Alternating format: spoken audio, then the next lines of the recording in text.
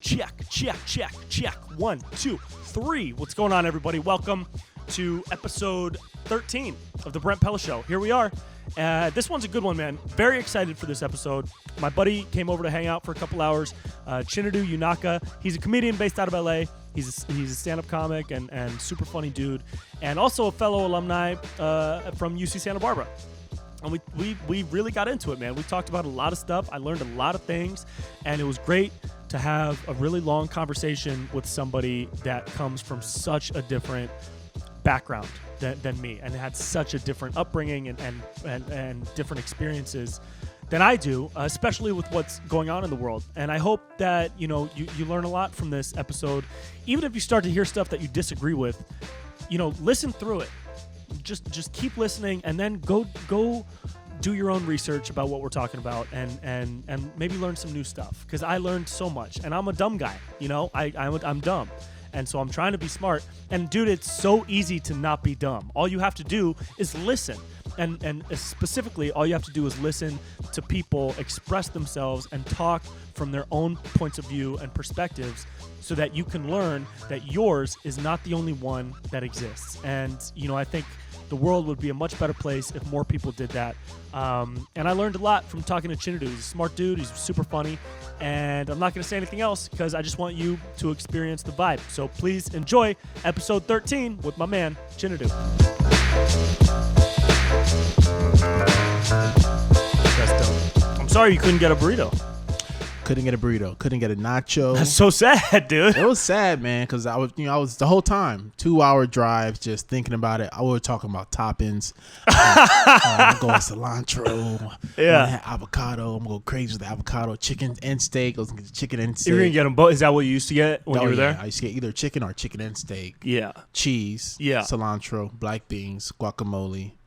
What else I used to get on it? Tomatoes, the pico de gallo. That's massive, bro. When's the last time you had Freebirds? Not too long ago. Not Maybe too like long. 2 years. That's a long time, though. Yeah. I average like one every year and a half, 2 years. Yeah. I remember after I graduated and moved to LA, I would get like cravings for it. Yeah. So I would just drive back on like a weekend and get like 2 burritos and bring them back. Eat them both in the same day. Easy.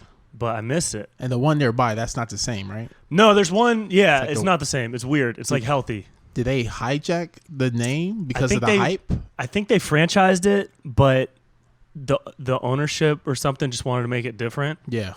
But you can't change the original one. Yeah, you can't. I think they tried to modernize the newer Freebirds. Yeah, you can't copy their recipe because they got that the Hispanic sweat. Yeah. Yeah. You know what I'm saying? You could taste like this tastes like Cynthia. It tastes like Jose. For sure. Dude, there was a guy that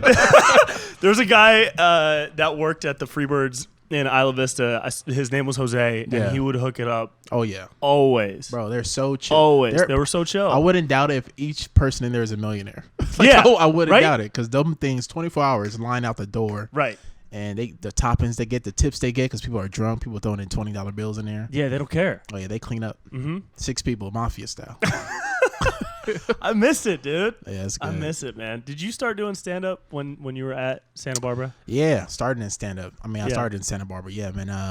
My homeboy Dion used to dare me to try it because he thought it would be a good idea for me. We used to watch stand-up all the time. Yeah. I wasn't into it. I was rapping at the time. You were rapping? Yeah, I was in this group. At UCSB? At UCSB. I was in this group called Top Mission. No way.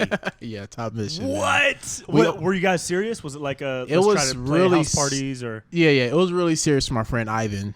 It was his idea. Yeah. And I lived next door to him in Santa Rosa. He was like, "Yo, man, I'm trying to start this rap group." And then my other roommate, or like hallmate, right next to me, so it was 3 in a row. Chris, he was this Asian dude from East Oakland, and he was like a rapper, and they were really good. And I was like, I could rap. Yeah. So yeah, like, I'll join. And we just started rapping. We opened up for like concerts that they had on campus. No way. Oh yeah, man. We opened up, bro. Funny story. We opened up for Kick the Sneak, right? No shit. Kick the Sneak, bro. 20,000. Was he playing a frat or was no? it a This is the school-sponsored big one. Whoa. Like the school brought him in. Not like a group. Like the school brought him in. Was it Extravaganza? The concert? I think it was like the opening concert for Wow. the incoming students and stuff. Like the No big way. one. Yeah. So we're playing for Kick the Sneak, or open up for Kick the Sneak, and Kick was like, 3, 4, 5 hours late, right? Yeah, yeah. And so they prolong us as long as they can, but the crowd's getting a little restless. Like, hey, we're gonna throw you guys on. I was like, cool. I was like, how long we doing? Because we only got 4 songs. Right. And they were like, don't worry, man. You guys do the 2 songs we told you to do, and then feel free to come off. So we do our 2 songs, and they were like this, keep going. So we're like, all right. So we do 2 more songs. And then now you're out of songs. They were like this. We're like, we told you only had 4 songs. So we just walked off. The crowd loved it. It was great. But then it was another like 2-hour wait. And so they started playing. The DJ started tricking the crowd. He started playing Keek the Sneak tracks. Oh, I remember to think they're happening. coming on. Yeah. I remember when DJs used to do that. Yeah, he finally gets there. The DJ done play all his hot songs already. Oh no! So when he started doing his stuff, the crowd was just kind of over it. So it was, but we had a great time. Yeah, we had a great time. Did you meet Keek? Yeah, we got to meet him. Oh, that's cool. Yeah, he was cool. That's tight. Yeah, that's funny, man. I rapped at UCSB. Yeah, but it was all like Lonely Island style. Yeah. Stuff because I was shooting music videos for people when I was like a senior at Santa Barbara. I started shooting for like local rappers. Yeah. And they were like kind of trash. There was one dude who was dope. Shout out to Doja. But like a lot of these underground rappers were like kind of, I was realizing like, man, I think I could do better than that. Yeah. And so I would just write like funny college songs. And we ended up playing downtown. We played a show downtown at one of the clubs, Tonic. Yeah. Back when Tonic was the shit. Yep. And we would drive down Del Playa, and people would be like playing the song from their balconies on DP. It was cool. Yeah, man. It was cool, dude. We made like songs that was like specific to Ivy, to Santa Barbara. Wow. Did you ever make music videos or anything? Nah, we never made a music video. Never made a music video. But like my raps were funny. Yeah. You know, because just how I operate. Yeah. And so a lot of my raps were funny. And so that's how, like, stand-up, when I started doing stand-up, it just kind of came quick to me because I was already kind of writing jokes in the raps. It was, like, clever. Yeah, you're doing, like, clever, like, metaphors. And Right. So stand-up wasn't the roughest transition because of when I was up there, my performance wasn't great yet, but the jokes were there. Yeah. Yeah, so kind of the jokes came quickly. And so you're able to survive until you get good. Right. Yeah, Right. That's cool. Yeah, it was fun. So and then you started doing the open mic, the Laughology. Yeah, started doing open mic. Andre at the time, so he will bring me in to like open up the show. Yeah, so I'll do the show, and then we had Bricks Cafe going on at that time. Is it like an echo right now? No, you're cool. good. Okay, cool. Yeah, we had like Bricks Cafe at that time. Ivy stand up. We do talent shows on campus. It was just fun, man. Me, Jeff, Andre was like the main dudes rotating within the Santa Barbara scene. Like a couple other cats came on, and it was just, I just remember being really, really, really fun. That's cool. Yeah, and then you guys ran with it and kept it going. Yeah, I didn't even do stand up at Santa Barbara. I was always too scared because I was doing videos and just I was like, okay, if I make a video, I can like control the edit and make myself look good because I got different options of takes. And I just thought, like, nobody actually does stand-up. I wasn't even really watching stand-up at the time, and I was such a huge SNL fan. But, yeah, it's cool to see how far Andre's come and keeping it alive out there, too. Yeah, I think he's working on, like, opening up a club, right? Yeah, hopefully when all this shit is over. Yeah. Until then, we'll do Zoom shows. Do you like the Zoom shows? I've done a couple. I've done a couple. I actually did one for UCSB. Oh, nice. Yeah, so that was fun. But I've done a couple. There's perks. Yeah. Once you're done, you're home. So that's amazing. There's no travel. I'll never get over that. Yeah. Like leave video. I'm like, oh my god. I'm home already. Yeah. So that's amazing. Yeah. Also, like I think crowd work on a Zoom show is a lot easier than in a comedy club. What? Yes, because 2 reasons. Okay. In a comedy club, what stalls the crowd work is you got to get a name. Hey, what's your name? Oh, I'm Lisa. But on Zoom show, their name is already there at the bottom. So you already know their name off top. Yeah. Right? Yeah. And then 2, in a crowd work, you got to try to find something interesting about the person. Oh, so what do you do? I farm pigs. Okay. Oh, that's interesting. Or with this guy, I'm an accountant. Oh, that's kind of boring. Okay, what else do you got? How long you guys been dating? Right? But on a Zoom show, everybody's in their own house. And so this guy has like a weird painting behind him. Without asking? Yeah, this guy has a bottle of wine. these people like are they dating? What's going on here? You know, so everybody like, so you're just like shitting on them. That's funny, based dude. off their setting. I never even thought of that. Yeah, so crowd work is easy. You have their name, boom, boom, boom, boom, boom, boom.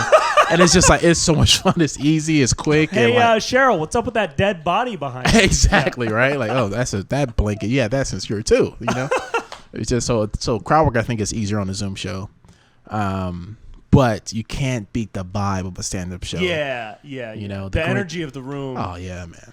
Yeah, as hard as you can try to connect with people on the screen, it doesn't make up for connecting with 200 people in a room. Seeing comics in the green room, you know, the conversations in the green room. Yeah. Like, I love talking to comedians because we don't small talk. Right. It's bam. Like, I met comedians for the first time.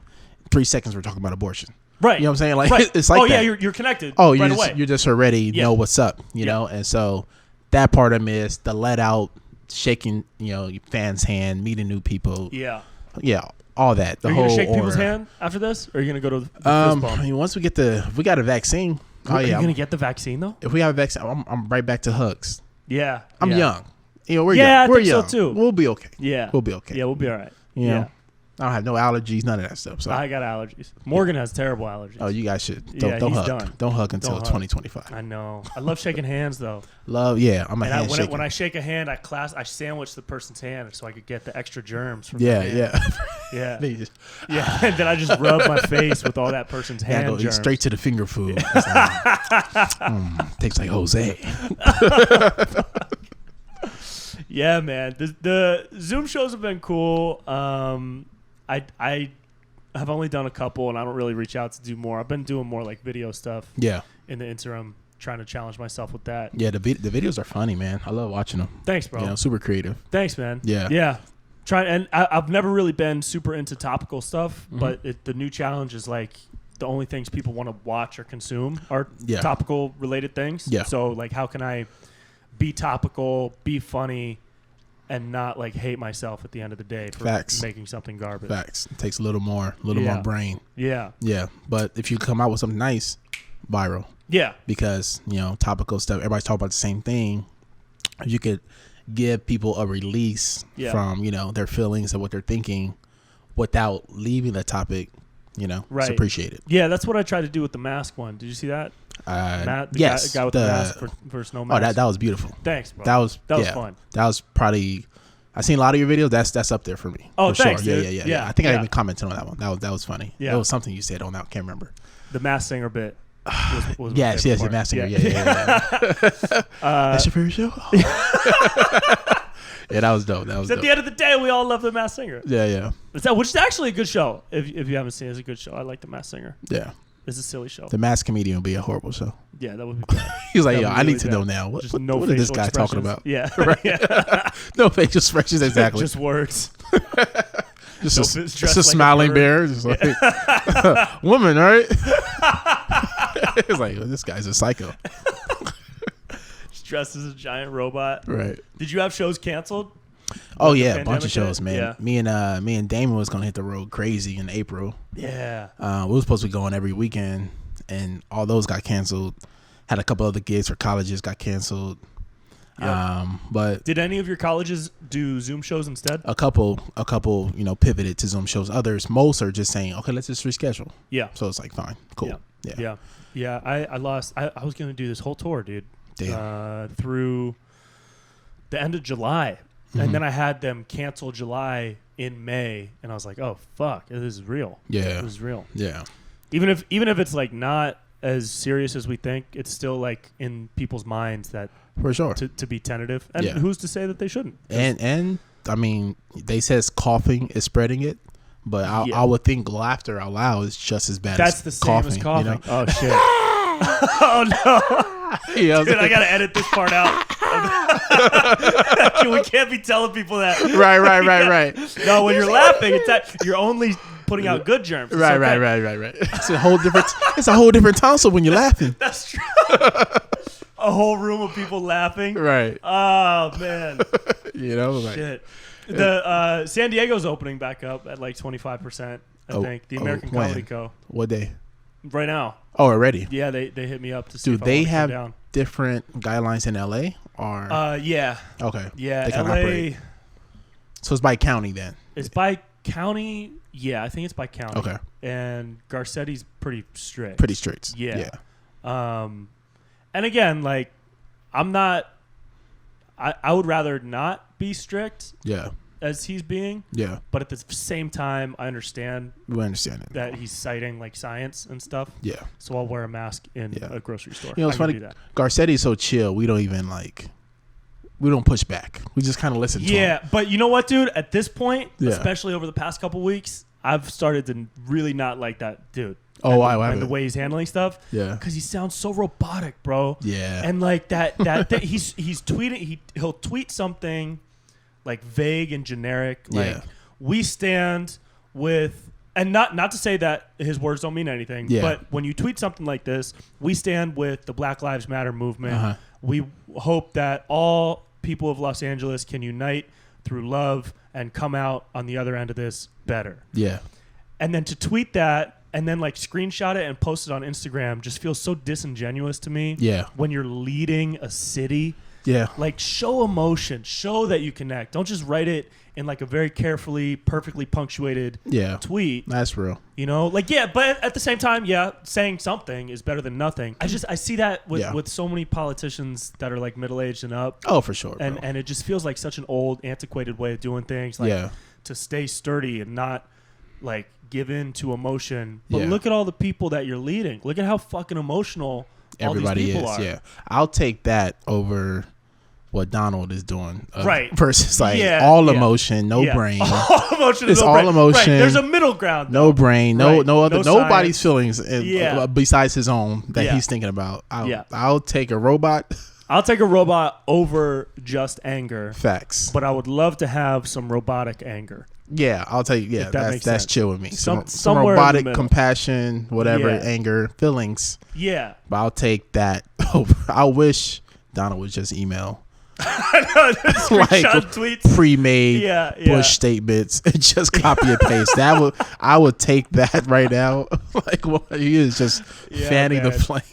He's blowing on embers. Jesus, bro. Man, it's crazy. He comes to Twitter with gasoline. Who was talking shit? Who talking? I'll be in Alaska, all right.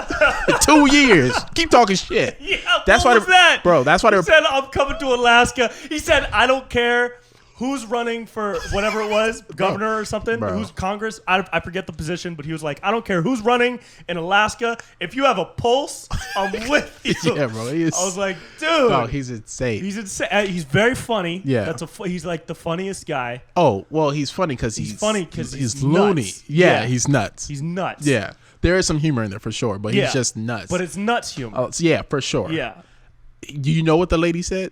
What did she respond to that? No, before that. Oh, in terms of for why that? No. She said, I saw actually this morning. She said, because they were General Mattis. I think I'm saying his name right. Oh yeah. He released a statement about like how Trump is being very divisive, how he's really bad for the country, how we want to save the country, we shouldn't vote for him, and they were asking Republican governors to respond to what Mattis has said, and a lot of them were just kind of running with their tails between their legs and like, oh, I didn't see it and all that stuff. And then she was like, oh yeah, I saw it, and I really respect General Mattis and I agree with him, and it's really hard. And it's like, so do you think it's going to be really hard for you to support Trump? And she was like, yeah, I've been struggling with that for a while now. Is she Republican? Yeah, she's a Republican, governor of Alaska. Yeah. And that's what ignited Trump to say that. And that's why a lot of Republicans don't speak out against him, because he's so petty. Damn. Because even when, let's say he loses, right? It's such a small thing to go off the rails and for. that's why they don't say nothing. Because someone doesn't like you? Yeah, a lot of them don't like him. I mean, he literally disses Ted Cruz's wife, and Ted Cruz is still pretending like, he's the greatest thing ever. Right. Ted Cruz is such a scared little bitch. Oh my God, it's the most embarrassing thing I've ever seen in politics. So sad. And because even when Trump loses, and I pray he does, right? Yeah. He still is going to have the ear of like these people out there, right? That look up to him. Right. No matter what. And before he was president, he was very vocal about politics, even though he didn't know what he was talking about then. And he's not going to know what he's talking about after, but he will have the ear of a lot of people. Yeah. And they fear that. Because if you speak out against him, he's so petty. He's going to cost you money because he's going to come for your job. Right. That's what it is. So that's why they're terrified. That's why a lot of Republicans want to speak out against him, but they don't because they know it's not just about him up. being mad. It's about pretty much you losing your maybe another job down the line. Because he's or not getting supported. He's not going to quit. On a bill he's so he's so like that's wild. Yeah, he's so into himself that when he's not going to let go of that fan base. He's going to keep a hand on them. Yeah, whether he wins or not, because he's going to try to. I wonder where that whole state of mind like works for like a business. You know what I mean? Yeah, like, can you take that? Because that's got to come from his business background. Well, he had a lot of failed businesses, so so many. Failed businesses. Right. It might not work. Yeah, maybe not. Yeah, maybe there's like how would you take that? I don't know. Maybe there is no way. I try to look at both sides because like it's such a petty like shitty spineless thing to do to abuse your power over everybody. Yeah. And when he could have came back at her with a stronger message that would probably do more damage in like a more professional way. I don't know. I got no idea. Yeah, I understand what you're saying. I mean, essentially he did become president, right? Yeah. But if we like look back to when it all started, the reasons he won in my head was because one, the Democrats was like legitimizing him. Yeah. Every time they put him on TV, every time he said something crazy in the primaries, they put him on TV and their ratings would shoot up because it was so wild. Right. So people would tune in. So the Democrats legitimized him to undermine the Republican Party, so to make him seem like he was a real candidate. He was at the bottom of the polls, but they make him seem like he was real to kind of sabotage the Republicans, and it worked. He won the primaries, but then he actually totally backfired. It backfired. They kept doing it insanely. They kept giving him a platform. When he now you have to talk about him because he's the other opponent, right? But they were trying to like go from maybe that's some talking points to just shitting on him, but it was too late. You already created this mob, and a lot of people understand why people voted for Trump because it wasn't about I believe in this guy. It was more about I stopped believing in politics. Period. Exactly. So he was a person that was outside of that, but it's like if you're in a classroom, all the teachers you get always suck, right? Yeah. And nothing's changing in the room, and instead of you saying, okay, we're not letting the teachers teach us no more. We're choosing one of us to teach us. Instead of you choosing the smartest person in the room, you chose the dumb guy that barely comes, that sleeps in the back, that shits in his pants, eats his boogers. Just to get back at all the dumb teachers. Only because he was the only guy that was interested. You know what I'm saying? Like that was it. He was the only guy that was interested in doing a job, you know? And it was worse than what we actually had. Yeah, man. Yeah. I think that's super important to acknowledge too, because the people who say like, I have no idea how you could vote for this guy. How could you support this guy? People who say that are adding to the problem because they're refusing to acknowledge the other side's perspective and point of view. Like I have people in my family that are like Trump supporters now and like with bad ideas toward politics and arguably a lot of prejudice behind them. And instead of just like cutting them off and saying, I don't fuck with that at all. You're an idiot. Fuck you. I'm never talking to you again. Yeah. I'm trying to understand where they're coming from and just not because I don't agree with it at all. Sure. But if you can understand it, then that's like one step closer to having a dialogue where you could find some middle ground or help that person. Yeah. I mean, Trump was so outlandish with his promises and his lies that people just believed him. And you got to remember too, like there's some people voted for Trump because they always vote Republican no matter what. Right? Yeah. Other people voted for Trump because he was going to give great tax breaks to the rich, right? Other people voted for Trump because for the first time in their lives, they could understand a politician that they understood every single word. Make America great, good, best. It was very small words, right? Yeah. And so there's a population that, America's very uneducated. Yeah. Right? It's no diss to America. It just is what it is, right? The school system have failed a lot of people. And so a lot of times the people who struggle in school or whatever, they don't trust people that use a lot of academic language because they feel like you're either talking down to them or you're lying to them. Right? How many times you sign up for an insurance company and you get screwed because you know the hell you were doing? Yeah. But for the first time, they had a politician that they understood every single word. Not only that, but he actually talked like them. He didn't use the the PC language and all these things, and so they were drawn to that. I feel like there was a big population that was drawn to that. Yeah, it was a mistake for sure, but that's what it was. And then for others, they voted for him to protect white privilege because he was a component and an outward fan of this is what I'm doing. Yeah, mm-hmm. It's true. Yeah, it's wild, man. You grew up with a different background. Did your parents immigrate? Yeah. Where from Nigeria. Nigeria. Yeah, they right. They didn't know each other when they came here. My dad wrote my mom a letter saying he wanted to date her or whatever. So they both came separately from Nigeria? Separately. Yeah, my dad was here. My dad came first. My mom came like a little bit later. Mm-hmm. They knew of each other. Started dating out here. They got married. We lived in South Central. That's where they had all of us, like in the South Central area. And then so that's cool. Yeah. My friend's parents came from Nigeria. Mm-hmm. He plays soccer now. Yep. In the MLS. Yep. They came from Nigeria. They went to Southwest College, engineering school. My dad was like a janitor at the actual college he was going to. Then he used to like cut meat at night. Then he used to deliver pizzas. Had like 3 jobs. My mom worked in the library. They kind of worked their way up, became teachers, then became social workers. Are you only child? No, 5 of us. 5. Oh, cool. Mm-hmm. Yeah, I'm second to last. Wow. How old's the oldest? I think 40. She just turned 40 this year, actually. Okay. Yeah. Yeah, that's a wide range. Yeah. Yeah. Well, growing up in South Central LA, mm-hmm. What is that like, dude? I grew up in such a white suburb. Yeah. I mean, my time was split between South Central, Linwood, and Harbor City. I left South Central when I was maybe first grade. Mm-hmm. Moved to Linwood. Then I moved to Harbor City like 3rd grade. Yeah. In Harbor City, there has like, hood parts, but for the most part, it's a safe neighborhood. Yeah. It's not the worst thing ever. It's like Carson. It's Carson. It is West Carson. Okay. Now. They don't call it Harbor City anymore. Yeah. It's West Carson. So growing up there was great. It was super diverse. My neighbors, white neighbor here, Korean, black. It was mostly minority neighborhood, but it was super diverse. My high school was super diverse. Where'd you go to high school? Dorban High School. Okay. Yeah, public school. So that was great. So I don't remember South Central like in terms of vivid memories. I was so young. Yeah. More of my older siblings spent time in that area. Yeah. But I've been to similar. There's beauty everywhere, right? Just in terms of community, the way people operate. But then a lot of people are just trying to survive. Man, there's just not a lot of resources in that area. One positive thing that wasn't there before: charter schools are doing really great work in like inner cities in LA because it's a small environment. Really big high schools, public high schools mm-hmm. are breeding grounds for a lot of gangs because there's not enough adult eyes around, right? Mm-hmm.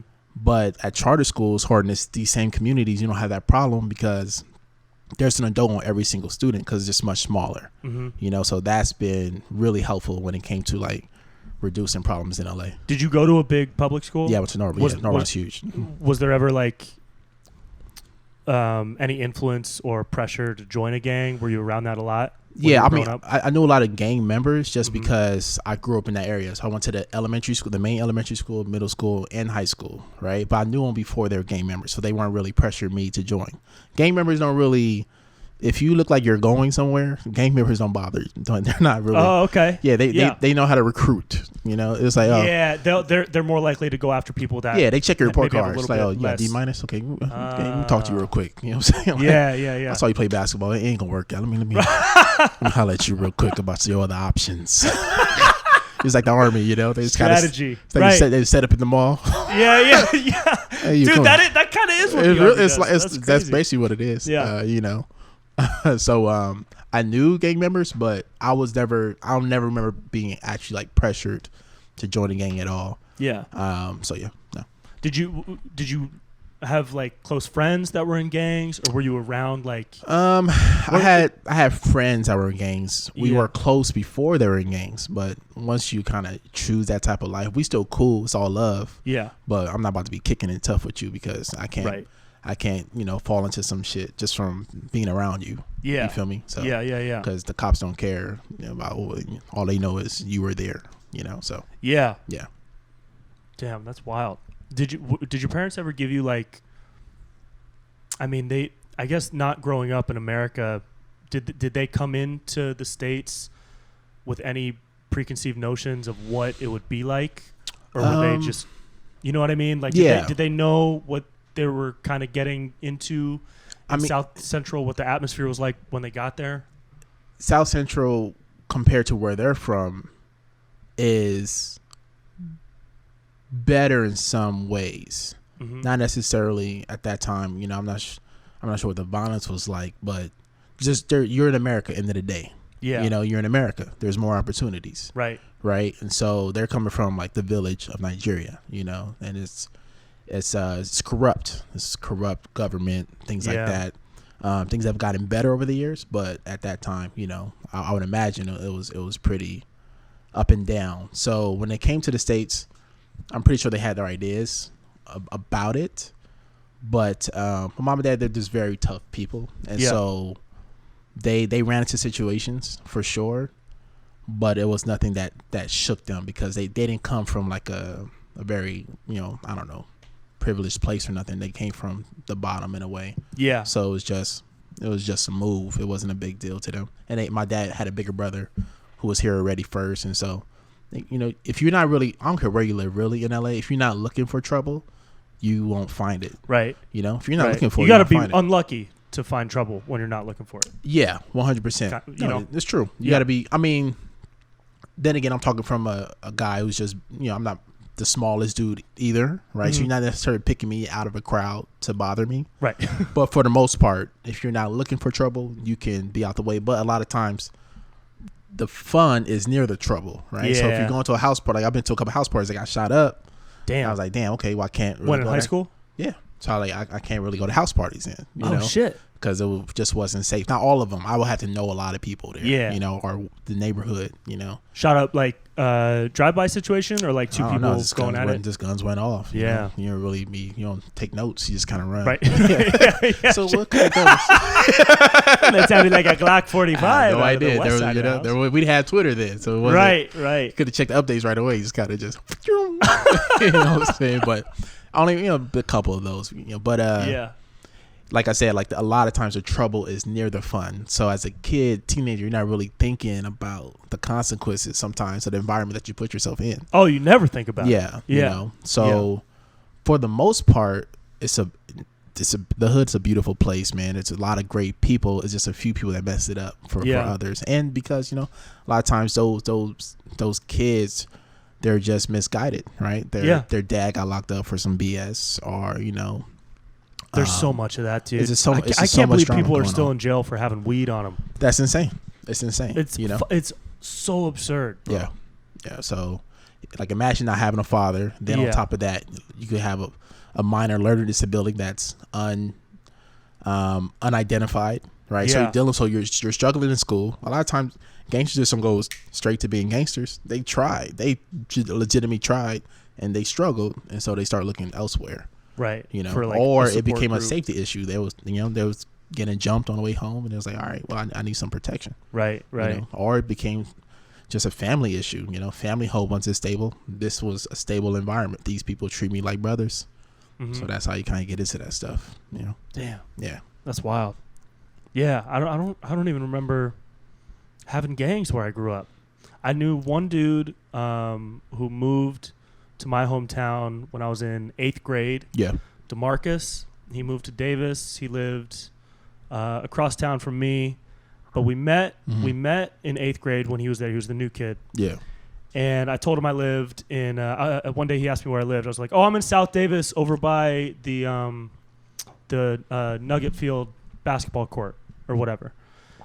And like 2 weeks later, there was a knock on my front door, and it was him. Yeah. And I was like, "How'd you find me?" Because I didn't tell him what my address was. And he was like, "Oh, man, I've just been knocking on doors for a couple hours. I'm glad I found you, though." I was like, "Whoa." And I started learning more about him. We started kicking it more. Yeah. He was raised by a single mom. He had like 3 siblings. Yeah. Dad was in prison. Yeah. And we started hanging out more and more. And then in 9th grade, a year later, he moved back to Sacramento. And then I found out 3 years later he got shot in a drive-by shooting.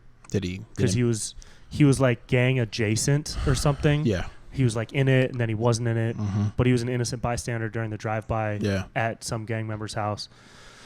So it's like, yeah, I get that's like my one brush with that type of stuff. Yeah. And I mean, I'll remember it for the rest of my life because it was so shocking to me. And like, how privileged am I that that's shocking to me? It should be shocking to everybody. That shouldn't be normal. It shouldn't be, but for some people it is. Yeah. Which is wild. Like for him, it was probably normal to hear gunshots in Oak Park. Yeah. It's crazy, dude. That's crazy. Yeah. So I'm glad it was never like the path that you were interested in. Yeah, never. I wasn't. My family, was strong. I had older siblings, so just never had that inclination, I guess, to like, I want to join a gang. Yeah. And I would listen to like gangster music and stuff, but never like, I want to do it though. No, I just want to rap about it. Yeah, even when I was rapping, none of my rap was like gunplay at all. Yeah, I kept it real, just being myself. But like you said, man, people, I've known people who've perished by bullets, unfortunately. Yeah. Because of mistakes of their own, sometimes just being in the wrong spot. You know, so it's a issue for sure, but. There are things already in place. I hate when like I hear people say, okay, well, what about black on black crime and stuff like that? It's dude. Well, first, you're doing crime by whoever you're nearby. There is no black on black crime. If I live next to black people, well, guess what? I'm robbing black people. I'm doing crime. Yeah. So you're not aiming to 100%. And the difference between that and like police brutality is that with this, you're going to go to jail. I don't have the power to change what happened on a report. Right. Or lie about the events. You know what I'm saying? Like, the evidence is there, that's it. You're going to go to jail. And there's programs in place already that's trying to stop those things. You feel me? Mm-hmm. I used to teach. I know about, to teaching, after school programs, Big Brother programs, mentorship. So a lot of the things are people already actively going against this stuff. So to say, but what about black on black crime or stuff like that? It's hurtful, and it's stupid because there's plenty of people already out there fighting against that and doing a good job about it. Yeah. LA used to be way worse than it is today. Yeah. And that's because of the effort a lot of different, institutions and programs have put into these communities to help out. So yeah, that's the difference, is that it's different when a police kills somebody and then lie about it and constantly get away with it. Yeah. Versus a person killing a person and them, can go to jail if the police just do their job. Right. Yeah. Where did you teach, and how old were the kids? I taught 2 years at a middle school and 4 years at a high school. Wow. Yeah. I taught in South Central for the most part. Just like straight out of college? Yeah, straight out of college. Wow. Straight out of college. Niggas with degrees. Yeah, straight out of college. Yeah. That's great, dude. Yeah, I did it like the whole Teach for America program. Yeah. So yeah, I taught special ed, special education. But all 6 years?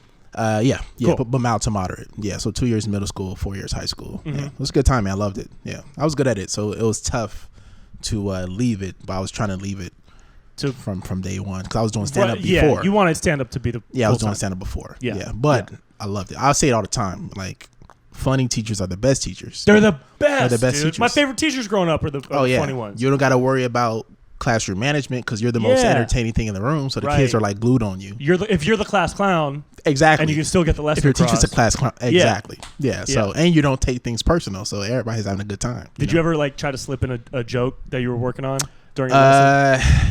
Even something minor, like if you have like some clean bits. I'll throw them in there. I'll sing them in there, or I'll come up with bits while teaching. You know, I'm gonna do that tonight. Yeah, I'll open up the class, a little crowd work. Hey, you forgot your pencil again, huh? Hey, Jorge, why you late?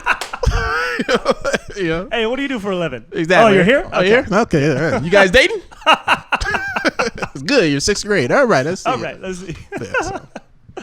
When you were teaching, or even after, did you stay? Were you a part of any of those programs?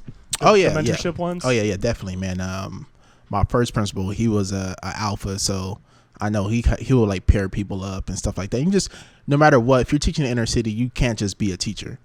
If you want to be a good one, just by default, you're a counselor. Sometimes you're a father to some of these kids in terms of the things that they tell you, so you rarely get the privilege to just being a teacher. You got to be so much more to really help these kids, to really, change these kids' lives and get them on the right path, or just keep them on the right path. So Yeah. there's no good teacher I know, and that's teaching in the inner cities. That's just a teacher, or a lot of other things unofficially, brother, counselor, Coach. whatever, social worker, coach. Seriously, Yeah. everybody, a lot of people are doing extra work and extra time. Yeah. To help. So there are people helping. That's in these. good. Yeah, that's cool. Yeah. Did you play sports? I played basketball. Because you're tall. Yeah, You're taller than me. a little bit. Yeah. Well, you're like 6'2". 6'1". 6'1". I'm 6'3". I'm right Okay. there. Yeah, right Yeah, by you. Yeah. I played basketball in high school. Played basketball at UC Santa Barbara. You did. D1, but Wait. but Yeah. not Intramural? not what you're thinking. Okay. Intramural, yes. Also, though, on the team, but not what you're thinking. I played for the like girls redshirt? team. Oh! This is serious. Yeah? I was a practice. Were you a practice player? I was going to be, but I broke my ankle. I was a practice player, That's bro. dope. 2 years. That's cool as I shit. quit though because they stopped letting me play offense. I can't just be Oh, letting they made you play defense? Yeah, I just can't let these Did girls. you do like scout team for whatever team they were going to play that week? Did they ever do stuff like that? We mean like research the team and stuff? Yeah, like when I was at UC Santa, because I went to UC Santa Cruz my first 2 years. Oh, okay, and cool, that's where I cool. played. And then when I transferred to Santa Barbara, I tried out. Yeah. And they were going to give me a walk-on spot, and I was going to dope. redshirt. Yeah. And then I broke my ankle in the scrimmage. All the your last thing stories of the day. deal with ankle breaking. Dude, that's what my whole life is just one big broken ankle, bro. It's I booked absurd. SNL, then I broke my ankle. Swear to God. Yeah. But when I was at Santa Cruz, I was a practice player my first year. Yeah. And I played in like a game. No, first year I was just a practice player. Yeah. And so what they would do would be the coaches would research whatever team they were playing that week. Yeah. San Jose State or whatever. And they would find all their plays. Mm-hmm. They would get the play calls. Like, all right, when they say alpha go, that means it's going to be a double screen down. Two guys are going to pop up. The big's going to come over. You're going to wrap around, look for the alley-oop. And we would have to learn that play, Yeah. run it so that the starters could play defense against it and Right. learn how to defend it. So we started calling ourselves like the scout team. And you did that for the girls? No, for the guys. For the guys. That was for the guys when I Oh. was at Santa Cruz. Yeah. Oh, for the Santa Cruz. Gotcha. Yeah. Yeah, man. It was a good time with the girls, man.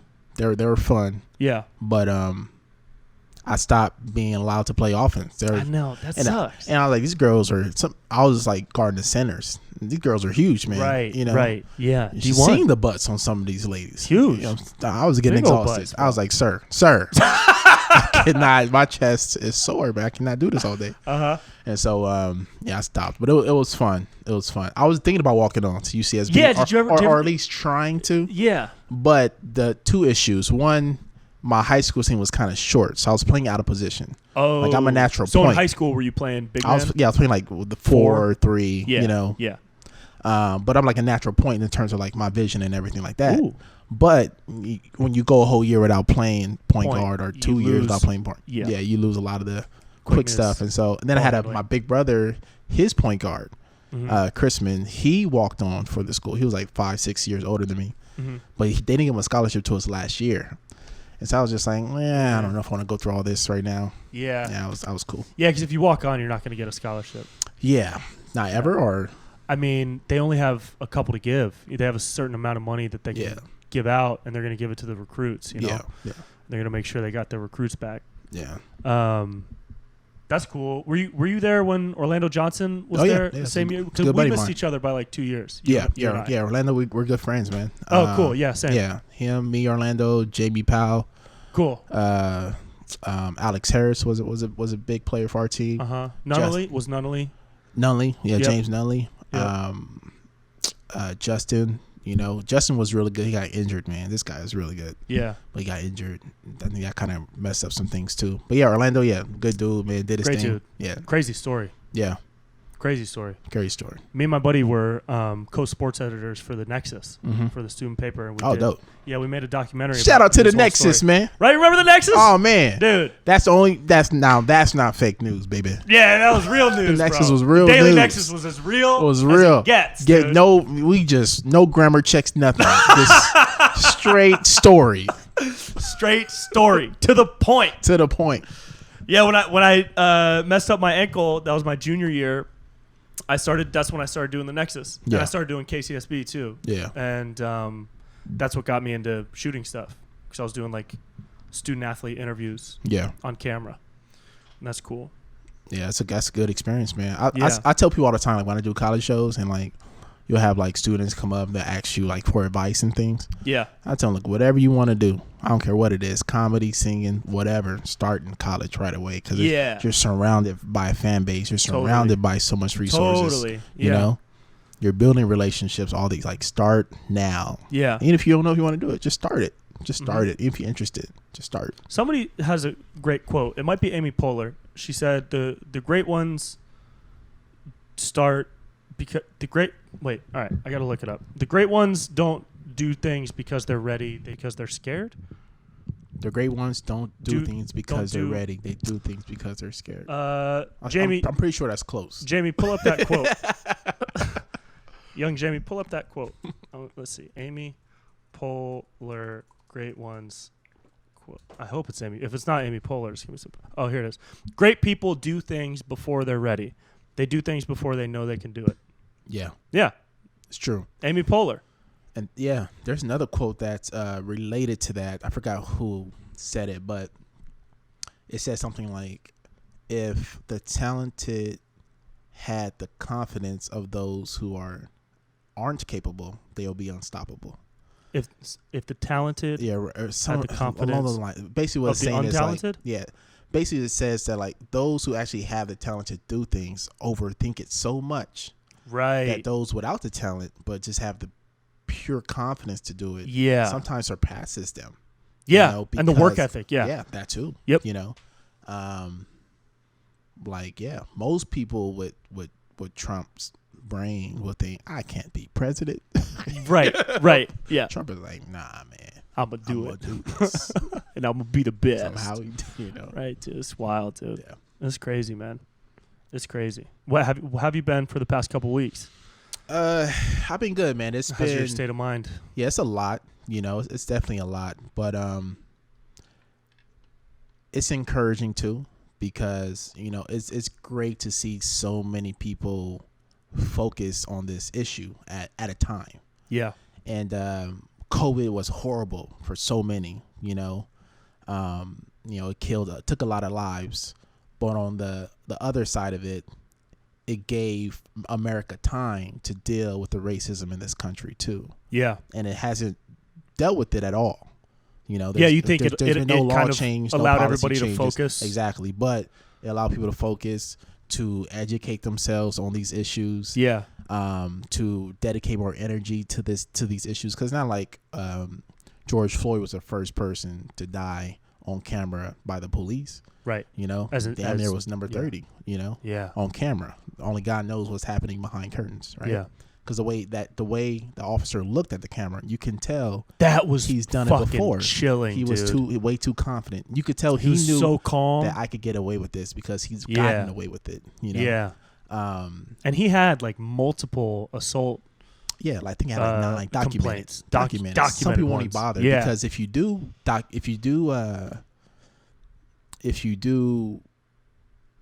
you know, for lack of a better word, snitch on the police, then they can harass you, you know. So a lot of people don't even come forth with the things that they went through, you know, by the hands of the police. And so, you know, there's a lot of things, you know, we have to do. It's not enough just to march. We do need policy changes. We need to defund some of the police. Too much money goes to the police. Did you see the LA budget? Yeah, it's insane. That was the other thing that pissed me off about Garcetti. 54% of the budget, $3 billion going to the police. Yeah, and it's a lot of things It's a lot of things that go into that, right? Yeah. Some of that money should be going to more social workers, more therapists, more counselors, more after-school programs that can actually do the police's job without the police having to be violent with these people. Yeah, right? yeah. So you prevent altercations with the police from ever happening when you allocate resources toward places that can help people before they do anything that would involve the police. Yeah, but it's easier said than done because you have the police union is very powerful politically, right? And so they kind of they don't control who gets put into office, but they have a big say. They have a lot of power, right? So it's a lot of that going on behind closed doors that we don't see. We also got to make it safer for good cops to come forth and say something and to do things. Right, a lot of times good cops are terrified. Yeah, that's a huge issue, I think. Yeah, that hasn't been addressed at all. Enough. Like imagine if I come out about a police officer that I'm on the force with, and then look at all the people around you. How are they going to feel about you? Exactly. Knowing that you like snitched. Knowing he's one of like, because there's gangs within the police departments, right? Yeah, Knowing he's one of 7. So I only got one evidence about one. Yeah. I come forth about him. I still have to work with these other 6. Mm-hmm. Now we're going to a violent situation where I need them to watch my back. Who's to say they won't shoot me?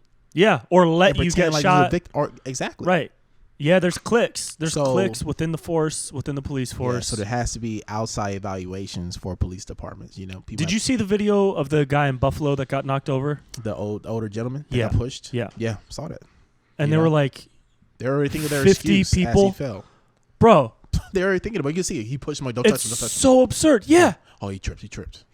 They're looking for cameras. The guy's 75. Instead of looking to help him, they're looking for cameras. They're looking for cameras. One of them bent over to. You don't even know if he was going to arrest the guy when he was going down. Maybe he would have helped him. Yeah. But we don't know. Steve Jobs, man. Shout out to Steve Jobs. We don't know because the other guy pulled the cop off. No one else made a move in a sea of police officers. Not one of them sprang into action because a 75-year-old man hit his head on the floor, regardless of whether or not he tripped or was pushed. When no police officer jumps into action, seeing a 75-year-old man bleeding from the head on the ground, if you got to acknowledge that's an issue. Yeah. That's a problem. It's a problem. They're already thinking about, okay, how we're going to cover this up. Yeah. They say, oh, he tripped and fell. No, he didn't trip and fall. He's 80, and you pushed him. You pushed him. I don't have the same and you pushed him hard. Equilibrium when you push at 80 years old. You know? Dude. He has trouble with a breeze. Exactly. You know? And they shot a homeless man in the eye with a rubber. He was in a wheelchair. They shot this homeless man. And then the 2 people in Atlanta that got pulled from the car and tased. And there's people that are dying in these protests that we haven't had time to address yet. Yeah. There are literally other people names. I don't want to try to attempt the names. I'm going to butcher them. Not butcher them as in they're hard to pronounce. Yeah, you'll just I can't remember them. Yeah. But I know it's like 2 that start with a J. And one was, I think it was Justin or Justice. Yep. Yeah, man. So it's a lot. And the police had years of getting away with harassment, with murders, with rapes. Yeah.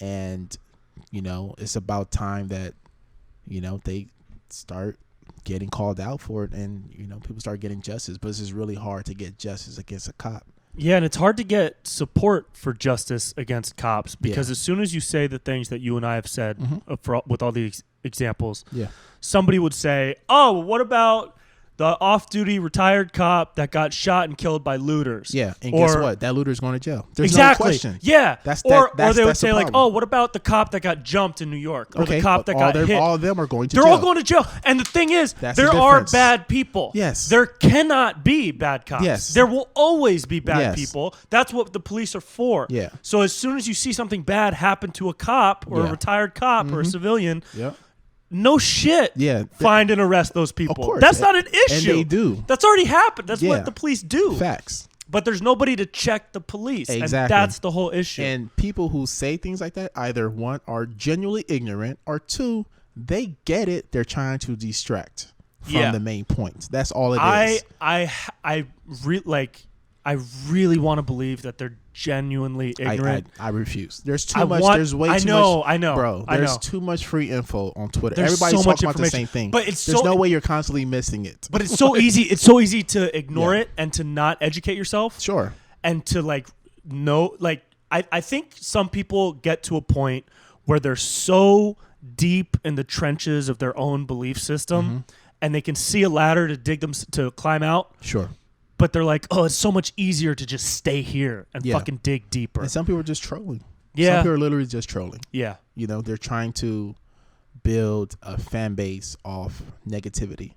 Yeah. Because they see when I say the right thing, I get no attention on social media. When I say these hurtful things, all of a sudden 100 people are replying to me, and they like that. That's all. Yeah. A lot of it is evil. A lot of it's wicked. Yeah. Most of it's not. At this point, it can't be genuine. This has been going on for too long. People have been talking about the same thing for too long. The same CNN, fucking thing, dude. Google's free, right? Yeah. The internet's it's not China. Google's free, bro. And so it's like, at this point, if you're still asking those same questions, you're doing it because you, A, want attention, 2, evil, or 3, you're a police with a burner account. Right. You know what I'm saying? Yeah, You're a exactly. policeman with a fake account. Yeah, that's crazy, You feel dude. me? And like people just will only watch one news source. I stopped doing that like in 2016 Yeah. after the election because I was like, oh, I can't trust CNN. Yeah. If I'm going to watch CNN, I have to go to Fox for the same amount of time. That's what I do today. Yeah. I go to Fox, I go to CNN, I'll jump over to MSNBC, and then I'll go to Breitbart and see what those crazy fucks are talking about. And then I'll jump on Reddit. And I try to just get like a sense of everything. Sure. Because somewhere in the middle, I feel like is the truth. Somewhere in the middle. Yeah.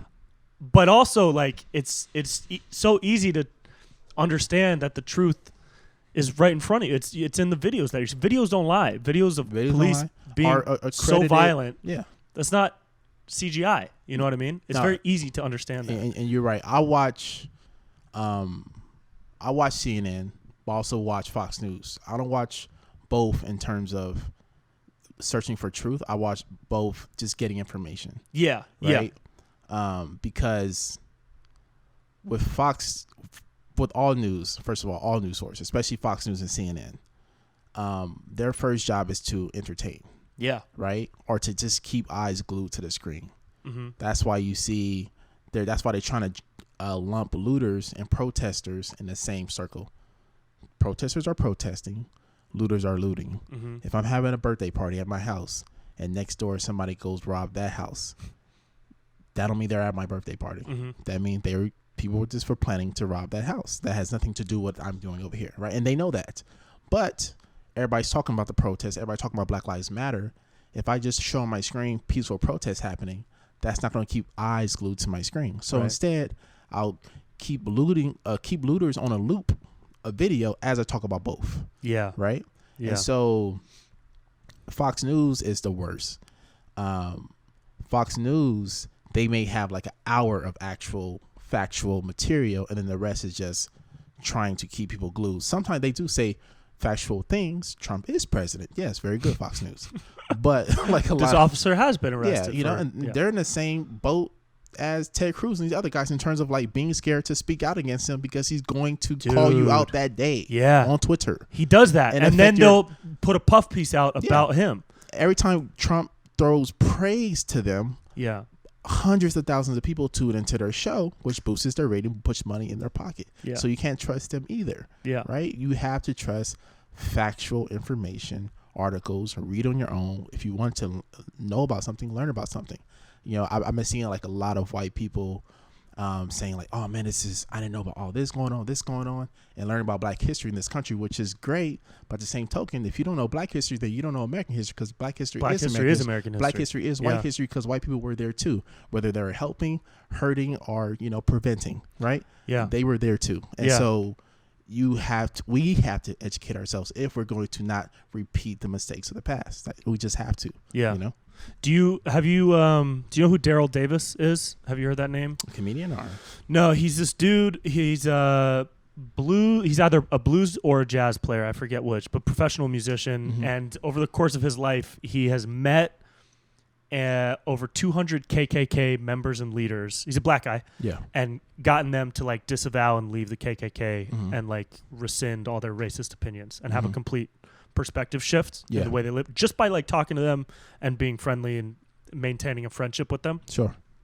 He has a thought, and I would love to hear what you have to say, but he has an idea of getting rid of Black History Month because he sees it, and I don't want to like speak for him, and I got to look at it a little bit more, what his specific information is. Mm-hmm. But from what I remember and what I've read, he wants to get rid of Black History Month because it seems more like a novelty to just focus on Black history for a couple weeks and then go back to the rest of American history separately.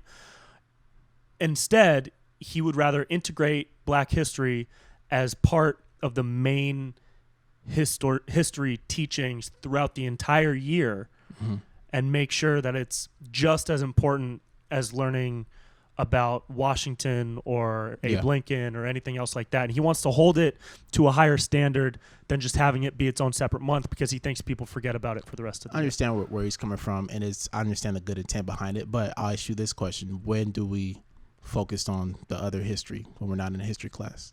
Right. Who's talking about George Washington on TV just randomly in June? No one's doing that. No one's talking about Benjamin Franklin just randomly in March, right? We're not doing that, right? Yeah. So Black History is just to keep it for a month at a time, right? To keep it in front of America's faces, because if we take away Black History Month, we're not going to talk about Black History, period. There is no talking about history all year round. No one does that. I have yet to see a program was like, all right, guys, today is... Yeah, that's true, because I guess in February you see all the documentaries that come to the forefront of Netflix, and it's all the articles. It would just go away. There's the only thing History Channel shows is World War II. Yeah. And, they do a lot of Hitler documentaries, and then that's about it. Yeah. Right? So without Black History Month, then people can go... Like, a lot of times, what white privilege allows is for people to live in a racial utopia that doesn't exist yet. It doesn't exist yet. Right. And, the more we ignore it, it doesn't make it feel better. Like, can you explain that? I'm sorry to interrupt, but sure. I got, like I said, I got people in my family that think racism ended when Jim Crow was abolished. Yeah. Like, they think systemic racism ended then. Sure. Which is... And those are the people that I think are just woefully ignorant. So can you describe from your perspective, what you mean by like racial utopia, and how that factors into white privilege? Got you 100%, right? Because I'll respond to what you just said real quick. So if I was to change the law of speeding, the speed limit, right? If I was to make it 55, or let's say a freeway that usually 65, I was to change it to 50. Is people on the freeway just going to start going 50? No, they're going to still go 65 because that's what they're used to. Yeah. It takes years and years of not only just changing law, but you have to enforce it, educate people on why we changed the law. What's the purpose? What's the advantage? What are we trying to do here? Right? Yeah. I'm going to still go 65 because I'm used to going 65. And if you don't enforce it, you could write it down, segregation is done, turn it in, but it's still happening. Right. We abolish slavery. Slavery still happens within the jail system. Right. Yeah. You know what I'm saying? That's why people are still locked up for weed, because they're not because they care about weed. No, it's because they can make it's free labor. Products. It's free labor. Yeah. That's what it is. Yeah. That's why, that's why black people are locked up disproportionately in jail. There's so much of that too. 100%. It's insane. And so, but what I say in terms of like white privilege allowing people to live in a racial utopia that doesn't exist yet, if you're in your community, you have your 4 or 5 black people that live there, and they are doing well, and you see them thriving and doing what they need to do, and then you don't personally face racial oppression, then okay, everything seems to be okay. Barack Obama's president, and I don't see nothing. Right? If you don't learn it, if you don't learn about what's going on in these inner cities, what's going on in the jail system, if you don't learn it, then you having white privilege allows you to live in this racial utopia that doesn't exist for other people yet. It doesn't exist yet. Yeah. But if you don't go out and seek that knowledge, then you can be woefully ignorant. That's why I say ignorant is bliss. It is bliss. It feels good not to know. Yeah. Knowing about the things is effing exhausting. It's exhausting. Yeah. Right? But if you got it, in order to change it, you got to know about it. You have to know about it, and it's our responsibility as the next generation to know about it, To read up on something shouldn't be such a tall task when MLK gave his life for this, right? To learn about something, to educate your circle. We're not saying you go out there and march and risk getting COVID. Just educate your family. Have these difficult conversations. Look them in the eye and say what you mean and mean what you say. And let them speak back and talk, and learn together. Mm-hmm. There's a lot of different resources out there, and it's no excuse at this point to still not know some of the basic things that's still affecting us today, if we truly want to change it. And it's easy to say, I'm cool, I'm good, my black friends are good, I'm good, like fuck it, I'm just gonna live my life. But if I feel like we have responsibility to the past and to the future to try to do something about it. It's so easy to learn. I mean, but it's easy to learn, it's hard to like pick up the book. For some people, for sure. And luckily there's Audible now. There's Audible. Ava, I don't want to mess up her last name, but I think it's Ava DuVernay. She does great documentaries. She did a really great documentary. I think it's called The 13th, if I'm not mistaken. 13th, yeah. It's great. Yeah. Bro, it's amazing. 13th is amazing. It's amazing. If you have not seen 13th, whether or not you are racist, please watch the documentary just 13th. Watch it, You can be the head of anything, just watch 13th. And I'll say that to say this too. A lot of times I think what turns off some white people when people talk about race is that it's as if we're putting their experiences to this, their negative experiences when it comes to race to the side. No, we're not. Right. Racism is institutional. We have to get across the definition of racism. Racism is institutionalized. What white folks are sometimes talking about, that's prejudice. Yeah. Right. Being discriminated against because of skin or color. That happens to black people more often, but it does happen to white people too. But that's not racism because minorities aren't in that kind of position of power to actually systematically oppress white people in this country. You see what I'm saying? Yeah. And so when white folks, well, this black dude beat me up and all, like, yeah, that is prejudice and that was fucked up and you should be upset and people should help you for sure. Yeah. But what we're saying is something that's totally different, how the system is set up. Yeah. You know? That's where I think a lot of the people who say like Blue Lives Matter and All Lives Matter, I feel like that's where they're a little lost because they don't fully understand what Black Lives Matter means. Mm-hmm. And maybe part of it is because, you know, places like Fox will group it in with the looting and say there's so much looting and violence at this Black Lives Matter protest. But like the people looting they're not out there repping Black Lives Matter as they're smashing through a Nordstrom. Yeah. And it's honestly it's not an accident that Fox News does that. Right. They are very smart people. They know what they're doing. Yeah. When they say, oh, looting and Black Lives Matter in the same sentence, they are trying to undermine the movement for a particular reason. 100%. They are trying to divide the country because they know it's on the people's benefit to unite against, you know, those who are, you know, oppressing us economically in this country, the banks, etc., stuff like that. So the whole confusion with Black Lives Matter, we never said Black Lives Matter only. Yeah. Right? We're saying the term Black Lives Matters came from us seeing black people dying on film and people getting off of it, basically telling us that black lives don't matter. And we say, no, black lives do matter, you know, and that's all. And then it say these lives don't matter. It said Black Lives Matter. When the civil rights movement happened and blacks were fighting for their rights, right, and for other people's rights, when you fight for black people's rights, guess what? Everybody benefits from those same laws. It's not like, okay, here, black people, these are your laws. Yeah, it's not like, hey, no, let's put black people above everybody. We all win. Right. Black people are basically saying, we'll go out and die for this. Just help us. We'll be on the front. That's all we're saying. Dude. We'll be on the front lines. Just help us, bro. Sign a fucking petition. Is that a big deal? Yeah. Donate some money. You know what I'm saying? Share a post. Talk to your friends. Write a fucking law. That's it. Yeah. Right? And so when the civil rights movement happened, it's not like, okay, they ended segregation for black people. They ended segregation for everybody. You can't just end it for the blacks. Yeah. Right? It's like when I taught special education, right? And I'm pushing into classrooms and they're integrating with the gen ed room, right?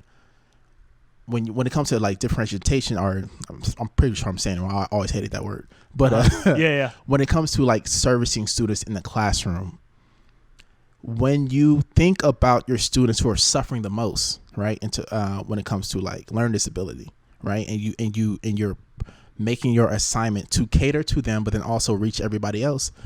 Well, guess what? You're going to reach everybody else if you're also thinking about them. But if you're only thinking about the people at the top, then you're going to miss them because you're only thinking about the people that don't need that much help. Right. But when you're thinking about the bottom, then you cover your whole base. You cover your whole base. You know? Yeah. You cover everybody. Yeah. Right. It's kind of like having a barbecue and you got that one weird friend who's a vegan and he has allergies and shit, and you're going shopping thinking about that person. Make sure you take care of that person. You can take care of the person who's vegan, has allergies, all this shit. Then you're going to take care of everybody. But if you don't think about the people that eat meat, you just grab your meat and you go, oh fuck, I forgot Bob only eats salads with green tomatoes. Yeah. You know what I'm saying? Like, yeah. It's that type of thing. So when blacks progress in this country, everybody progresses in the country, including white people. Yeah. It's not just, you know.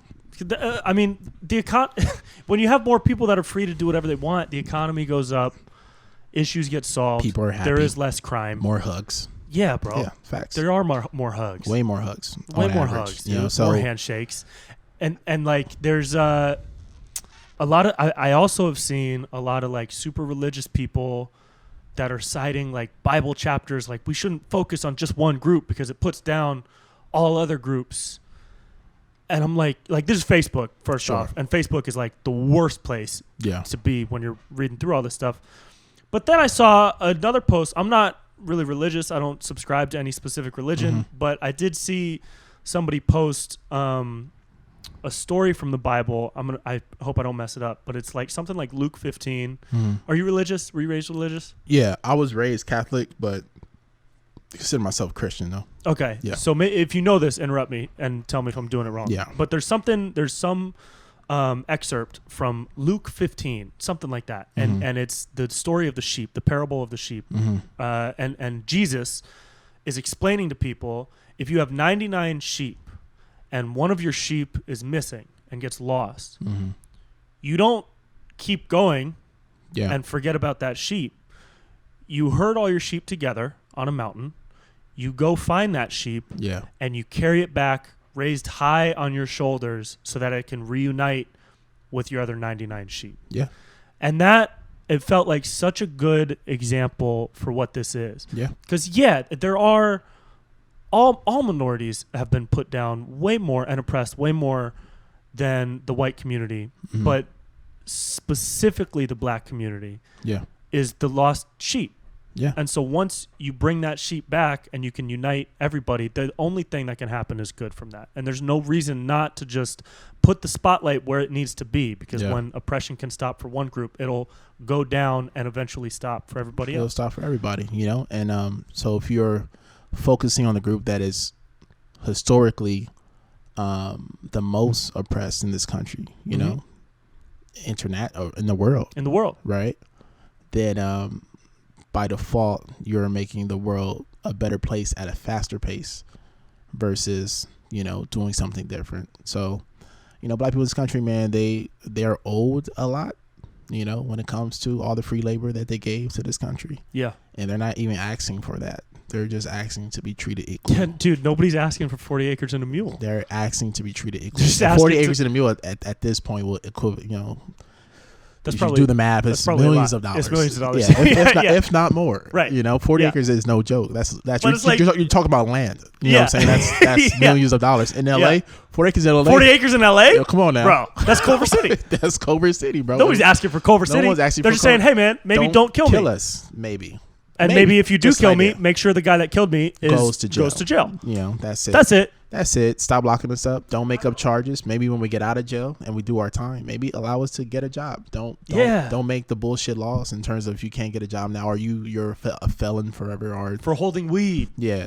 Or so like transporting drugs for the one and only time you ever have in your life. There are so many things put in place to keep black people and minorities back, to preserve, the status quo of what was. And I feel like we as a country, we are trying to move on, but there's people that are still alive that won't allow it, that doesn't want it to happen. Yeah. I think time heals all. One way to be encouraged of how far this country can go is to see how far we came.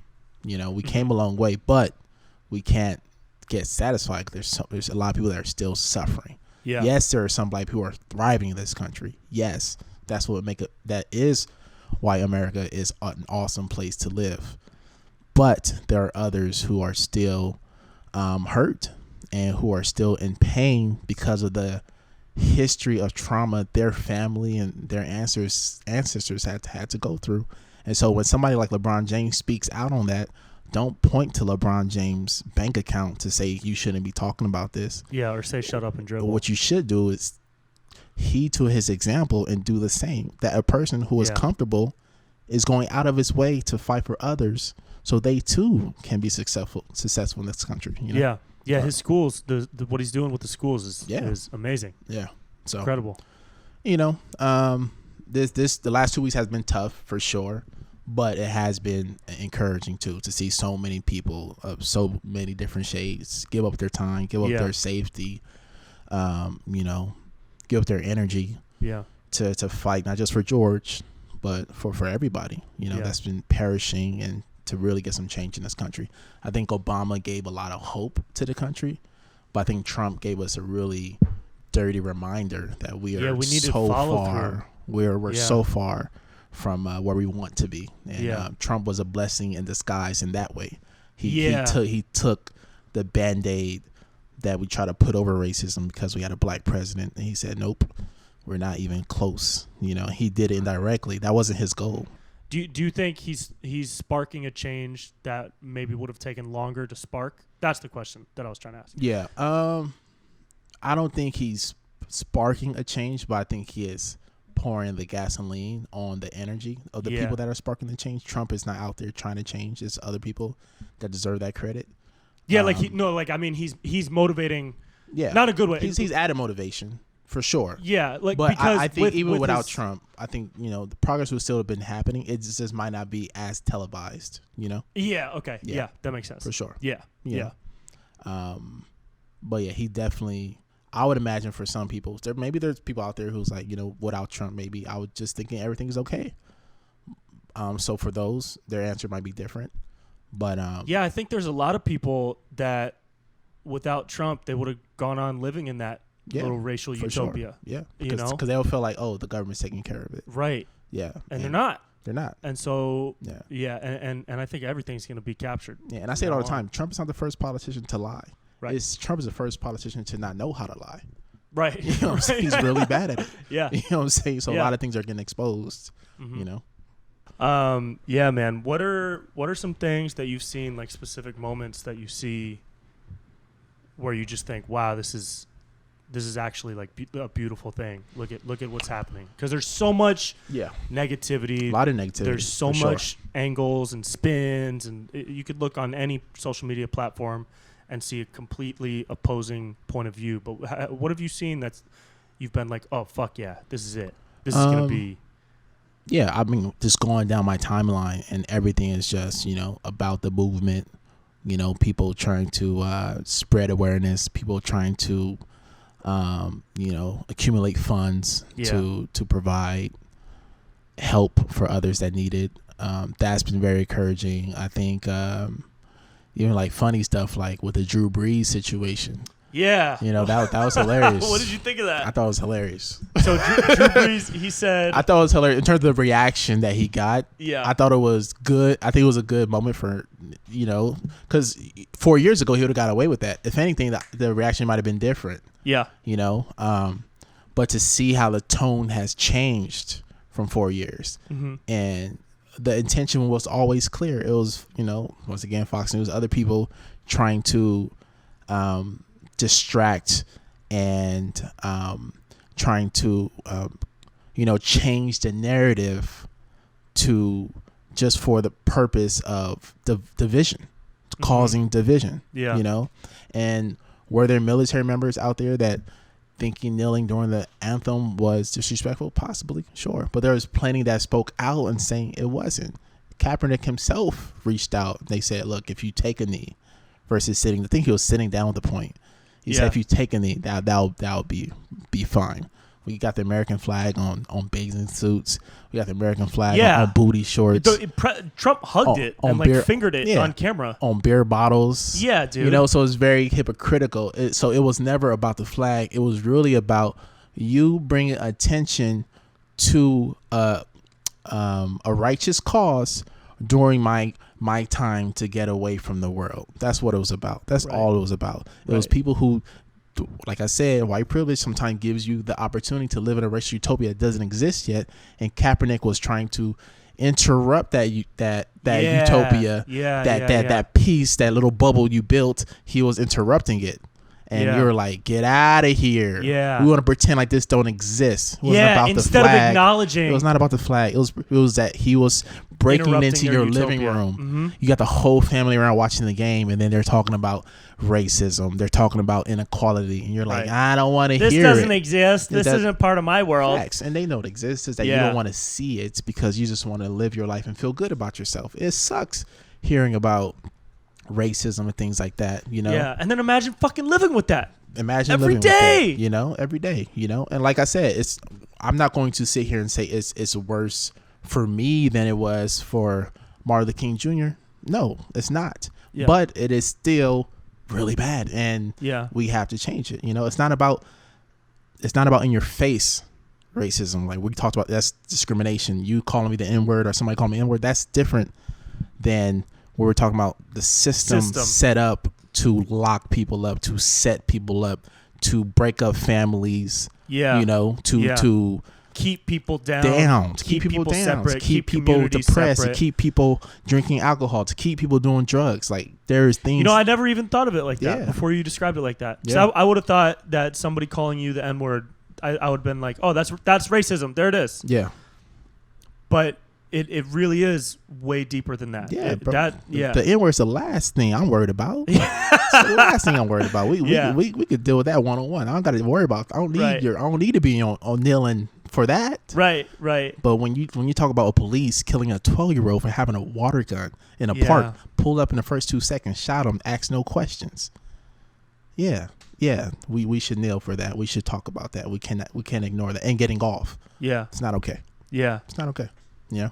Mm-hmm. So if that kid was, I just can't imagine if that kid was white. If the whole country would have just been up in arms. Ooh. You see what I'm saying? And that shouldn't matter. Shouldn't matter the skin color. We should all be upset. Mm-hmm. A child was shot in the park playing, mm-hmm. and the cop got away with it. A man was shopping for a gun at Walmart. Cop showed up, shot him, didn't ask no questions, and the cop got away with it. Where was that one? That was in it was like in the middle America. I think that was Mr. Castillo, Philandro Castillo. That was that one. There was another one. Guy was just reaching. The cop told him to reach for your wallet. The one on Facebook Live. He gets the woman streamed like, it. Yeah. The cop said, and a cop show me your license. Yeah. He reached for his wallet. Mm-hmm. The cop opened fired. Killed him in his driver's seat. A traffic stop with Sandra Bland. In Texas. She gets taken into jail.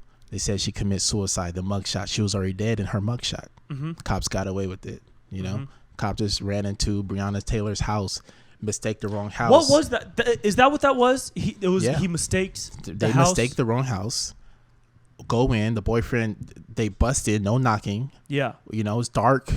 Boyfriend grabs his gun, trying to, and then they shoot 25 times into their bedroom. Shoot her 8 times. Never announce themselves. Nothing.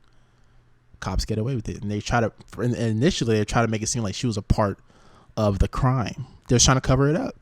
You know, that's not okay. I mean, they're all so. Yeah. So if that doesn't make you like the thing also with the violence and everything is don't loot stores or break windows. For sure.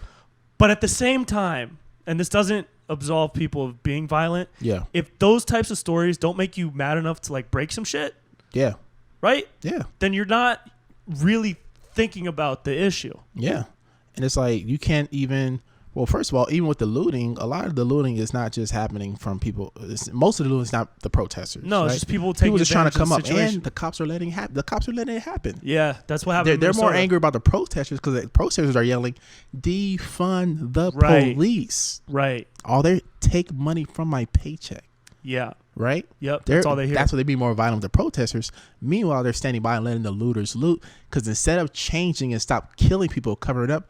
They would rather you as a community feel what it feels like to not have police, to try to bully you into stop marching. Yeah, dude. That's what's going on. You see protesters, you see like a couple hundred protesters, and you see hundreds of police. Yeah. And then you know where the fucking shopping districts are. Yeah. You don't see rows of police there. Yeah. You see maybe a couple. And then what do you see happening when the looters are all trying to loot and a cop tries to stop them? The cop gets jumped.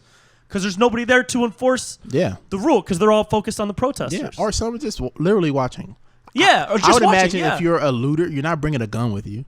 If a cop just said, hey, they'll drop it and run. I seen looters jump out of the window, see a cop and throw it down, just run away. There was a guy in Vallejo that just got shot. Did you see that? He had a hammer in his belt and he was on his knees and a cop opened fired on him and shot him like 9 times. Was it a protester or he was a looter. And everybody scattered, and the cop stopped one guy and shot through his windshield at the dude.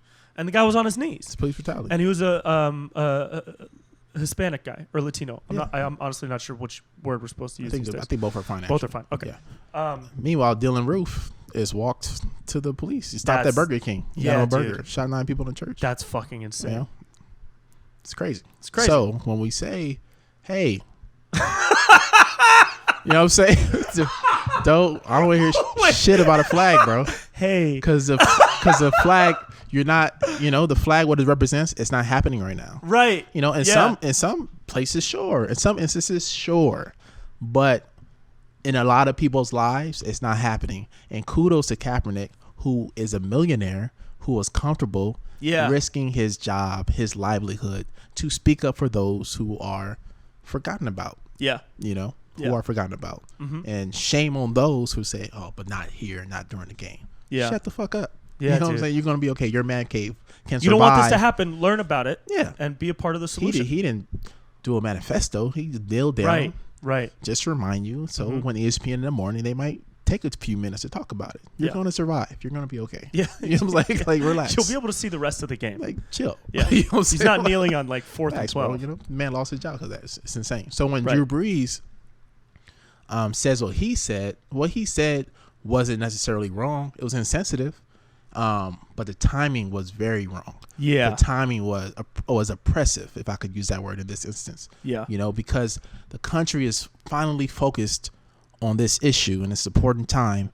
And you, one of the best NFL players ever, people who look up to you, black and white, everybody, you say this thing at this time was so disrespectful. Yeah. Because you're going to take up airwaves and you know you are. Yeah. Whether that was said in like some kind of garage thing and it got out, that's different. No, I think he tweeted it. No, I think he said it. It was like in an interview. He said it out loud in an interview. Okay. Yeah, he said, and they was asking about. He was like, "Yeah, I think what's going on is great." He was like, "So you think Kaepernick was right the whole time?" I think everybody who kneels. I think he actually brought it up too. He brought it up somehow, and he was like, "Whoever kneels in the flag, all just disrespectful." I had grandfathers that fought in the whatever in the military and stuff. It was like, yo, shout out to your grandfathers. That's legit. No, straight up. Yeah. But don't use them to shield you on this ignorant thing you're doing right now. Right. You feel me? Like, don't do that, man. Because a lot of people who fought, a lot of black people fought during that time. Yeah. Didn't get the things that they were promised for giving up their lives. Mm-hmm. You know, they came back and the jobs weren't there. The money after the war, right? And wasn't there like a huge percentage of people who fought were black? I would imagine because they were like, it was one of the few times where they were given an opportunity and promised more freedoms if they do this. Yeah. And that never happened for a lot of black people. So yeah, it was very insensitive of Drew Brees, and I'm happy everybody reacted the way they did. From the players to Twitter. Twitter is scary, man. Jesus. We're all gonna have our moment. Let's just Twitter's be clear. Crazy. We're all gonna have our moment. Yep.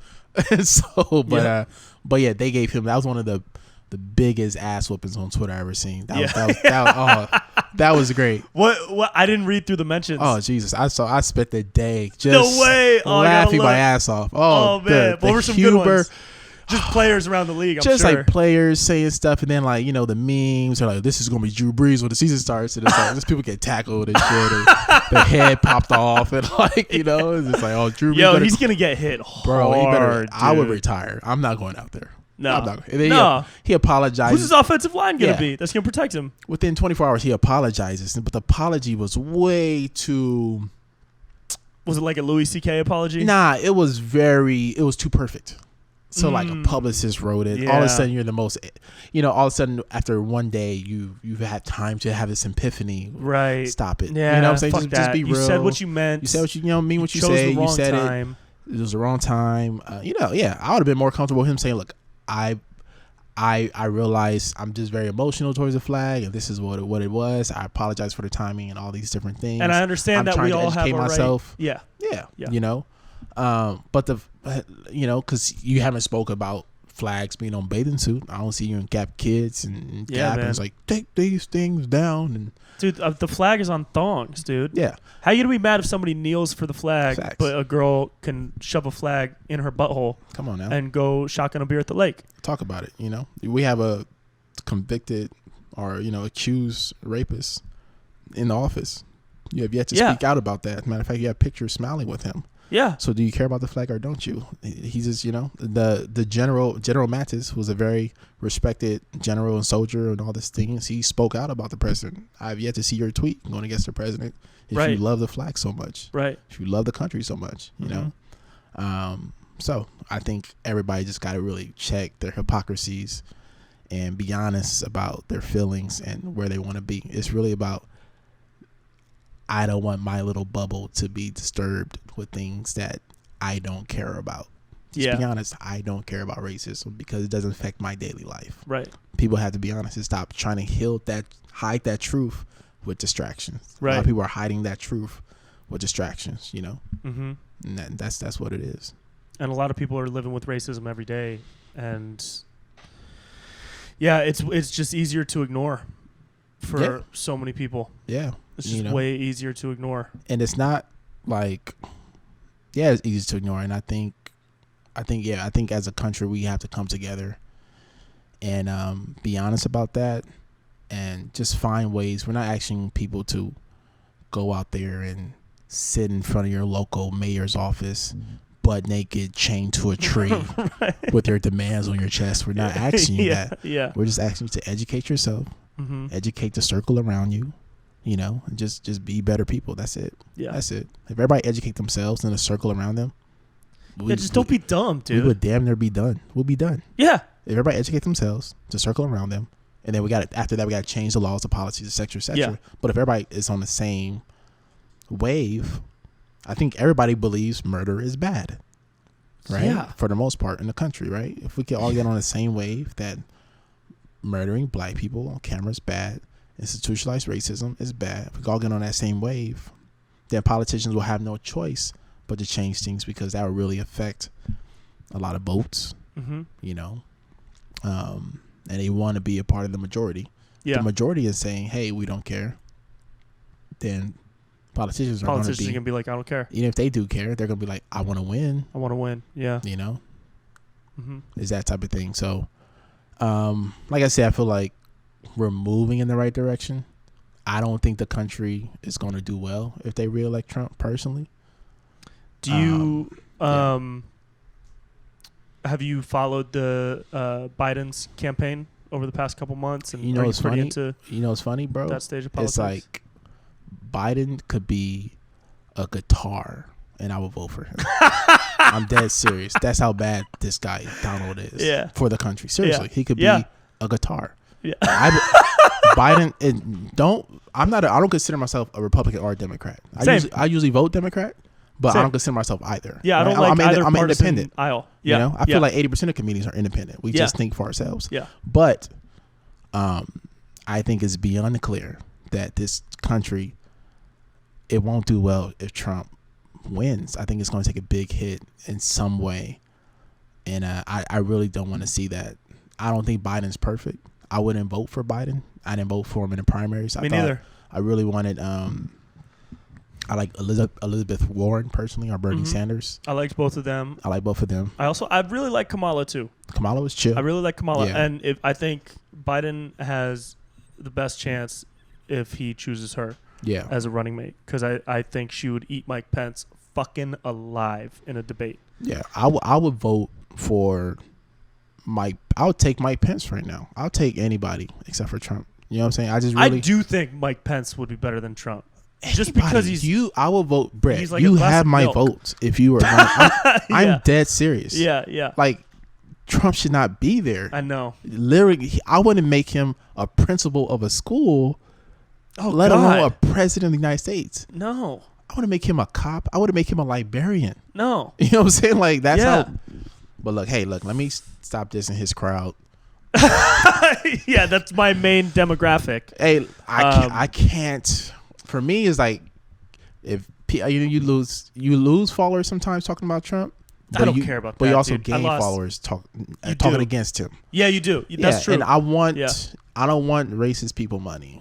Personally. Me neither. You know what I'm saying? I'm not worried about it. They want to. You know. Did you see what Seth Rogen posted? No. He posted. He posted Black Lives Matter on his Instagram, and the caption was like, if this phrase is even remotely offensive from you, please kindly fuck off. And that's the energy we need. And then, dude, he had people commenting like MAGA or like all lives matter. What the fuck are you talking about?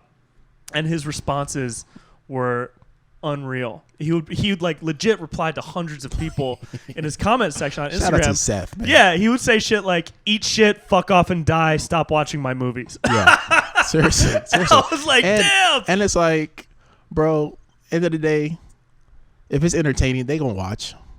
You know what I'm saying? Dave Chappelle talks against Trump. He talks against stupid shit.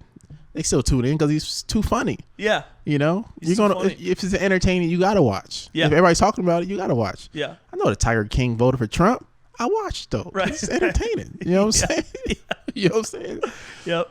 I know Tiger King probably says the N-word. 100%. 100%. He probably calls his tigers the But N-word. hell, everybody was talking. I had to watch. Yeah. You know, so it's like, yeah, I'm not worried about it, man. And shout out to people that uses their platform to speak out against things like that. Seth is more aggressive. Yeah. I'm more on the Seth side. You know, Oh, I try to pull back.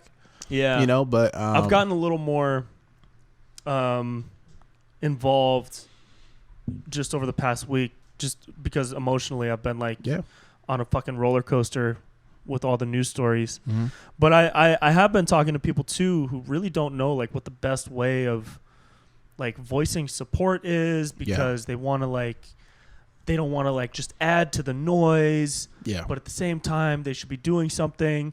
But should they just post like a black square or that? And like I had that thought too when the black square thing was happening. I was like, should I just post? I don't want to just post a black square. Yeah. Which is fine. And I thought like if you're gonna post a black square, that's cool. You show solidarity. But I was praying every time I saw a black square. I was like, fuck, I hope and pray this person is also educating themselves and talking to people. Yeah. So when I posted my black square, I posted the square all for the pressure of posting a black square. Yeah. But I was already going to post the 2 pictures that I followed it up with, which are links to black-owned businesses that were destroyed in the protests and places like the ACLU and other organizations. Campaign Zero, which is fighting against police brutality and like trying to implement legislature that all police forces should use for easy shit like de-escalation training. Yeah. You know? So I donated to those places and then I posted that following up the black square. So because I didn't really know like what. Yeah, bro. And I think it's different for everybody. And I think we all have those feelings, not just white folks, man. Everybody is like, I don't want to look like I'm doing this, and I feel weird posting about myself at a march. Like, should I just be at the march? Should I post about the march? I feel like it might inspire others to go to the march. I feel like people look up to me in terms of I know like I have like a lot of friends from different backgrounds, and so I know other people are following me that maybe are counting on me to say something, and so I was like, that's why I went ahead and posted what I posted. But I would say personally, don't care, man. Treat it like an art project. If you love it, post it. If you like the sketch, post the sketch. If you care about something, post it. Because I promise you, man, black folks they're checking their friends' pages who don't look like them. 100%. Yeah, they're checking who's posting about this right now. Especially if you have a platform. I feel like if you have like a couple thousand, they appreciate it, man. You have a responsibility. To do the right thing. I promise you. I myself, I've go through my timeline. I was like, I wonder what's his name is posting. I'll check. Okay, cool, dope. Yeah, you know what I'm saying? It's not like, hey, if you're not posting, I feel like you don't care, but it feels good to know that you do. Yeah. And are there people out there who just post because everybody else is posting? Sure, I'm sure those people exist too. 100%. Like a lot of people didn't start posting until Taylor Swift finally posted something. Oh, you know you're like, oh, Taylor. Okay. I think shit. I think it's okay now, guys. Let's go. Netflix. Taylor's Improv. active. Taylor's active. you know what I'm saying? Ben and Jerry's. Yeah. Shout out to Ben and Jerry's. Shout out to Ben and Jerry's fucking post. Shit up, they dude. went in. That shit was tight. They're on the Seth side too. Yeah. That's the energy I need. Yeah. Personally. Yeah, we need Ben and Jerry's. I need that energy. You know. Yeah. Did you see what Nickelodeon did? No, what they say. Yo, Nickelodeon released a whole statement about Black Lives Matter and why equality matters, and it starts in kids. Yeah. And then they fucking played for 8 minutes and 46 seconds, which is how long George Floyd got choked to death. They played an orange screen with the sound of breathing. That's deep. On Instagram? On TV, dude. On TV? On TV, bro. I like that. They interrupted their programming to play 8 minutes and 4. Doesn't that give you fucking chills? That's deep. Because then parents are watching it with their kids. Yeah. Mommy, what's this? Why is somebody breathing on air for 8 minutes, 46 seconds? Because that's how long it took for this man to be killed. And then, now we're talking about it. Yeah. And that's powerful, bro. Yeah. Because I saw one video and some guy reposted it, and it was this great heartwarming video. This Caucasian man, right, with his kid, and he brings his kid over. His kid's maybe 5 years old, maybe 6 possibly, and he shows him this Google images of like black and white kids hugging, and he says, well, what do you see different about these pictures? He was like, these two are smiling. This one, there's grass. They're on grass. He didn't say shit about their skin color, right? Wow. And that's great. Yeah. But I think the mistake that happens, a lot of white families stop there, right? Right. At that age, you should stop there. But once they start growing, you have to go deeper. Now we got to start talking about his. Now that you see black people as people, you see black people as equals, you see black people as friends, as lovers. Yeah. Now let's go. Now let's talk about how we got here. Right. Where did that? Now let's talk about where we need to go. Yeah. It's not enough just to leave it as, I see you as my brother. You know, I see you as an equal. We're friends. We're great. It's all good to go. Because that creates the utopia. Yeah. That doesn't exist yet. Right. You see what I'm saying? A lot of white families make the mistake of stopping there. Yeah. Right. Either one, they're not equipped to go deeper, or two, they're trusting the schools to go. A lot of times the schools, especially in the South, the history books aren't the truth, or they're very glossed over. Mm-hmm. Right. So we can't stop there. We got to keep, as they age and their brains develop and they can take more, we have to give them more. Yeah. Because we can't let these adults go into the world with this cookie cutter image of what America is, because that's not what it is. Because that's not what it is. Yeah. That's what it can be that. Mm-hmm. And we are getting there, but we're not going to get there by ignoring it. We have to be okay with our bubble being burst every now and then, our comfort level being dropped every now and then. Yeah. You know? Yep. So yeah, so that video was dope, but it can't stop there. And I feel like a lot of people stop there, not just white folks either, black folks. A lot of black folks don't even know their own history. Yeah. In this country, you know, it can't stop there. You know, we have to take it deeper. You know. Yep. Yeah. I dig it. So, but yeah, man, any support people want to show it, donate, post, get out there, energy, vote. Voting is huge. Vote. Not just vote personally. Encourage others to vote. Yeah. We know which one of our friends aren't voting, who's gave up on the system. Yeah. We know, there's people around us who kind of just don't really think about it. You know what I'm saying? But we gotta vote, and not just on the government end. On like presidential votes, but local votes. Local votes. I myself is guilty of voting. I'll vote locally, but I really don't know. You know what I'm saying? Shit, I haven't did a deep dive into these candidates. The last you know, election, and that's real. And a lot of people got to be honest about that. We as a people got to do better. Yeah, yeah. The last local election, I think I skipped. Oh, because that was the primaries. Yeah, I skipped almost all the pages because I just didn't know. Yeah, and I felt like really bad as I was skipping through it. I was like, oh fuck, look at all these measures. Look at all these people who are working so hard on both ends, on every party. Every person who's running for these offices is working hard with what they think can make their area better for all of their people. And we're in there guessing. And I'm in there, and I'm in there like, oh, her name sounds cool. Yeah. That name sounds black. Trayvon Jameson. Trayvon Jameson. Yeah. I like Jameson. His heart's in the right whiskey. place. Right. Candace Owens. Sounds all right. You know, so that's bad, man. we got it, we got to care, man. Like you said, they work hard to get those things passed. Yeah. Back in the day, I remember growing up, there used to be like commercials with like some of these things. Yep. You know, but now we don't watch commercials. When's then too, all the ad space is so expensive now. Yeah. So you're a local governor, or whatever, some small mayor, county person, you can't buy a real ad. You know, so you just hoping people see you on Twitter posting about these things. Yeah, or see your leaflet at the coffee bean. Yeah, so we have to actively seek out, and we need leaders to do some of that work for us. Yeah. Like, okay, look, man, trust me, I have my heart in the right place. This is what's going on. These are the bullet points. This is what I'm doing. Do your thing, but these are the bullet points. This is people I trust. I've done the homework. Here it is. Cool. Right. Bet. Thank you. Yeah. You know what I'm saying? Yeah. But individually, we all should be doing that. But at the very least, it'll be great if more people stepped up and did that. Yeah. You know, because we're all guilty. Yeah. Of not doing our homework when it comes to local elections, local bills, and all that stuff that we didn't pay attention to in government class. Yeah. and it's really easy to just read through it and make a decision. Yeah, for sure, man. But this been a good last been bad, but the good last 2 weeks. What really sucks and is really like depressing me a little bit.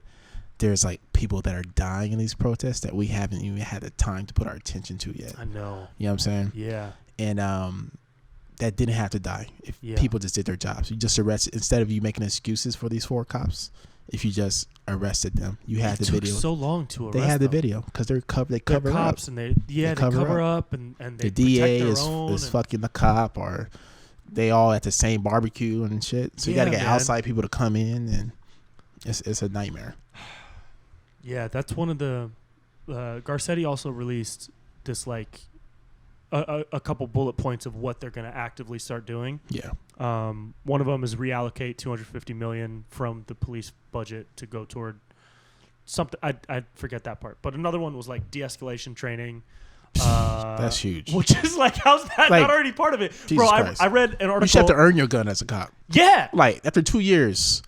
No complaints. Okay, here. Now we'll take your rubber bullets. Yeah, here's a real tasers. gun. Here's a gun. Here's a taser. How can you not get the job done with tasers, Bro, dude? you should have to type in a code to pull out your gun. Yeah. If somebody else has a gun. And a video automatically comes. Like, right. It just turns on. Yeah, a little drone just comes and starts watching what's happening. I read an article that said, and I forget which police force this was. Yeah. Maybe it's the same for all of them. I don't know. Yeah. But the article stated that in this specific police force, they got over the course of like 9 months of training. By the way, it takes years to be a doctor. Years to be a doctor, a lawyer, a motherfucking dentist. Yeah. You can be. I can start tomorrow and be a beat cop in under a year. Yeah. And be out on the street with a gun. Yeah. That's also fucking insane. Yeah. It is way too easy to be given the gun. highest power Yeah. of authority amongst a civilian group. It's insane. And it's ridiculous. I think what it takes to be a cop has to be what you said. It has to be harder to become a cop. I think we have to really go into these police departments and find where these little secret gangs are and get those people out. All these little cliques, man. Yeah, man. But with the study. So real quick, it was they spend 54 hours shooting. Yeah. And working on marksmanship and shooting a gun. Yeah. And 8 hours on de-escalation.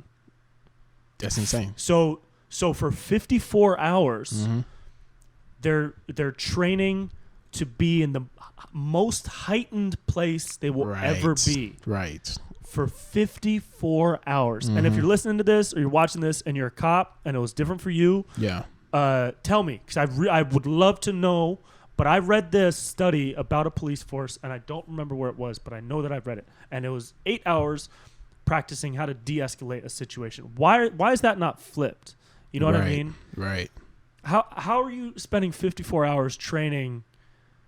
That means you're going into the force already. You're going onto the streets already in that state of mind, like fuck. And on the other side of that is that, but then also you're going into the streets and you get mad when there's no action. You're looking for action. Right. You know what I'm saying? You practice shooting your gun. You playing a little Call of Duty at home. You watching your action movies. You used to be in the army. Yeah. You know, you kind of lost it a little bit. Now you're a cop. There's so you missed many the people action, like so there's no action. So as soon as somebody run from you, instead of you just chasing the guy or maybe say, hey, man, I'll try to catch him tomorrow. Yeah. You shoot him in the back. It's insane. That's wild. That's insane. And look, there's so many good cops. I mean, 100%. And that's obvious. But you don't. Did we already talk about this? We don't talk about the good cops because they're just doing. They are good cops. Look, I was a good teacher. I didn't need nobody to tell me I'm a good teacher. I don't need you to tell me I'm a good teacher. Right. Don't worry, I'm okay. We do have National Teachers Appreciation Day, and we'll fucking give you props on that day, and then you can fucking teach the rest of the time. Yeah. And cops, there's National Law Enforcement Week. Yeah. National Police Week, which ironically was 10 days before George Floyd got strangled to death by a cop. It was 10 days before. Bro. Good cops get a week. They get appreciated. We have a week for you. You are appreciated, but you know what? We're not out. We're not going to go back to our doctor once a year for helping us get better after a broken ankle. He did his job. That's great. I appreciate you. Thank you so much. Yeah. Have fun taking care of everybody else. I wish you the best. That's awesome. 100%. And that's what good cops get because you're a good cop. Yeah. Now, I don't know if this exists yet, but there should be incentives for being a good cop over multiple years. I'm not just talking about like appreciation, yeah. but like, you know, some money incentives, yeah, you know, a pay raise. I'm pretty sure you do get promoted for doing good things or maybe doing bad things, honestly. Yeah. But I think there should be an incentive more incentives, not only for just being a good cop, but also calling out bad cops. There should be protection and incentives for doing that. Yeah. But like, I think de-escalation is huge. I think a lot of times you have these cops who've never been around these minorities, and then they're going to these communities with these predetermined stereotypes in their head about what these people are about, right? Mm-hmm. And that's a problem too. Like, I think if you're going in a community that's high in violence, right? Mm-hmm. And I'm a student at a high school that's in that same community, I should meet you. You should be meeting all these kids early. So if they go down the wrong path and you guys meet again in a bad situation, you guys are both slow to do something wrong, right? Yeah. But if you don't meet these people, you don't see them as people. You see them as the enemy. Yeah, it's the same way. Yeah, it's the same way the news uses words like terrorists, illegals, insurgents, all this stuff. It's to dehumanize these people so that population can get along to come along with it. You know, to approve of the brutality that we're doing. Right. So instead, if you go into these high schools, you shake hands with these kids, you hug these kids with your uniform off, get introduced as the police, play with them, learn from them, you know, get invited to their house for dinner. Now, when you're in these communities and you're coming in and a kid sees you, Hey, Mr. Oscar, there's a guy that's doing this over here, man. You didn't hear from me. Okay, cool. Thank you. Yeah. Or hey, man, what's going on? I don't know, man. This gang was trying to recruit me. Okay, look, man, this is what we need to do. You could stay with me for a week. Let's lay low, whatever. Now you have that trust. You're building that bond, and you're keeping a lot of bad things from even starting versus meeting it when it's out of control. Right. You know. Right. But one thing for sure, you gotta screen these people better. You got to get these cops some of their own counseling because these dudes are loony, man. Yeah. Now, mind you, I'm not mad at a cop if I'm trying to arrest you and I'm being nice about it. You run. You're going to tackle him. Yeah. If I tackle you, if I take a couple of punches to the side, no one's complaining about that. No, but if you take out the you're baton, a person. You're angry. You know. Yeah. Yeah. It's like if a teacher yells at a kid. Yeah, my volume was a little high, but I'm a person too. You know, no one's complaining about that. But it's when you take it past the point. A cop should never be allowed to kill somebody in the street, and then instead of we shaming this cop and bringing this cop to justice, we're instead digging into this man's past to find some kind of justification because he sold weed 6 years ago at a high school game. Yeah. Oh, okay, well maybe he was. Maybe he saved us some time. No, that's ridiculous. It's insane. That's absurd. I saw somebody else post like George Floyd's criminal record as if that's a fucking excuse. It's crazy. Are you kidding? How racist and fucking stupid do you have to be? And the cop had a criminal record. And he had 12 or 9 or whatever previous documented complaints that we know about. Mm-hmm. So it's like, why are you going to post this dude's arrest record as if that's going to help the situation?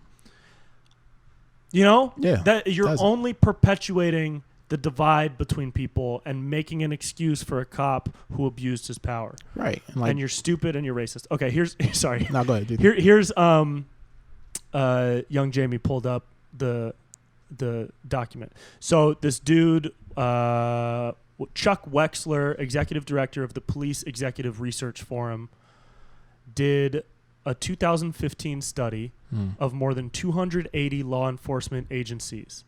And recruits received an average of 58 hours of firearms training and 8 hours of de-escalation training.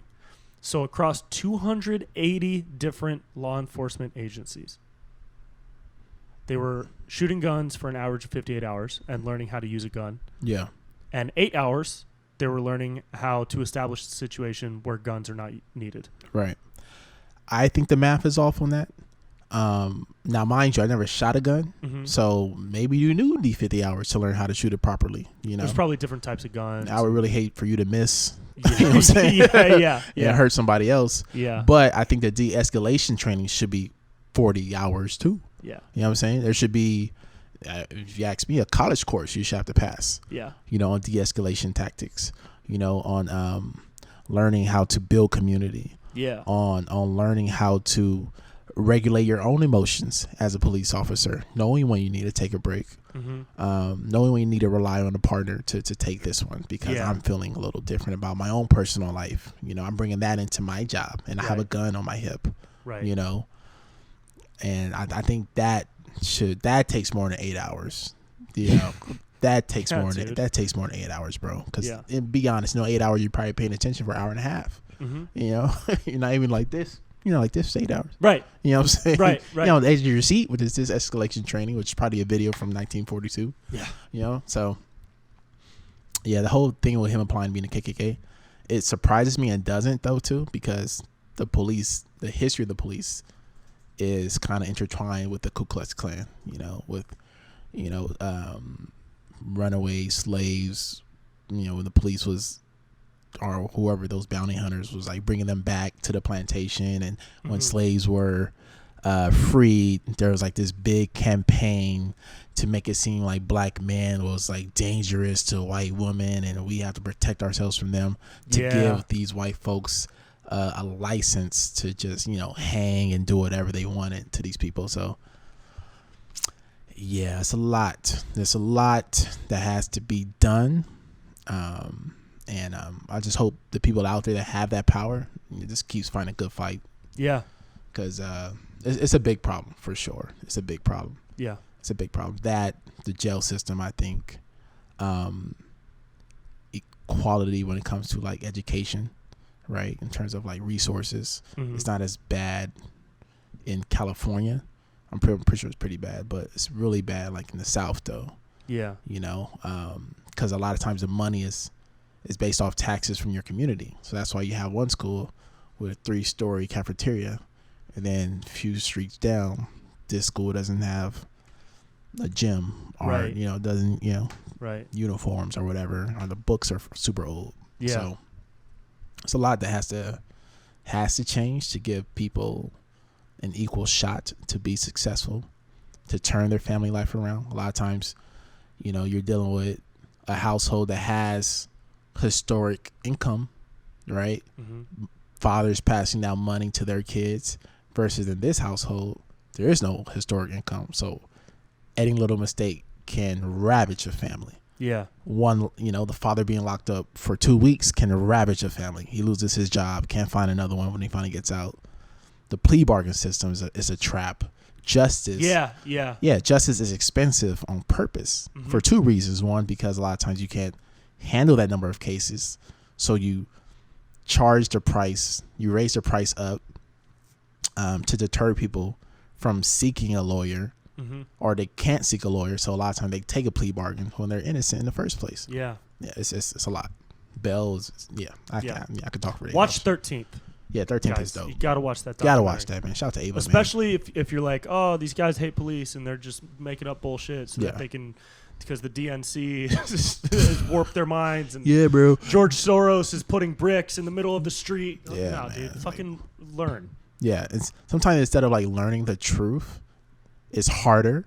Yeah. So instead, learning these like wild conspiracy theories make these people feel smart because it's different. Yeah, it's different. It makes them feel like they have knowledge that no one else does. But the knowledge doesn't exist. Right. And we live in a world of misinformation right now. Yeah. Because you can literally make a fake website and call yourself whatever you want. Yeah. The truth with Brent. You know what I'm saying? Right. Oh, have you been there? Have you been to my website? I have been to it. Aliens are coming, dude. Aliens are coming. That's one that I will not back down from. Aliens exist. Aliens exist. If they're not here already.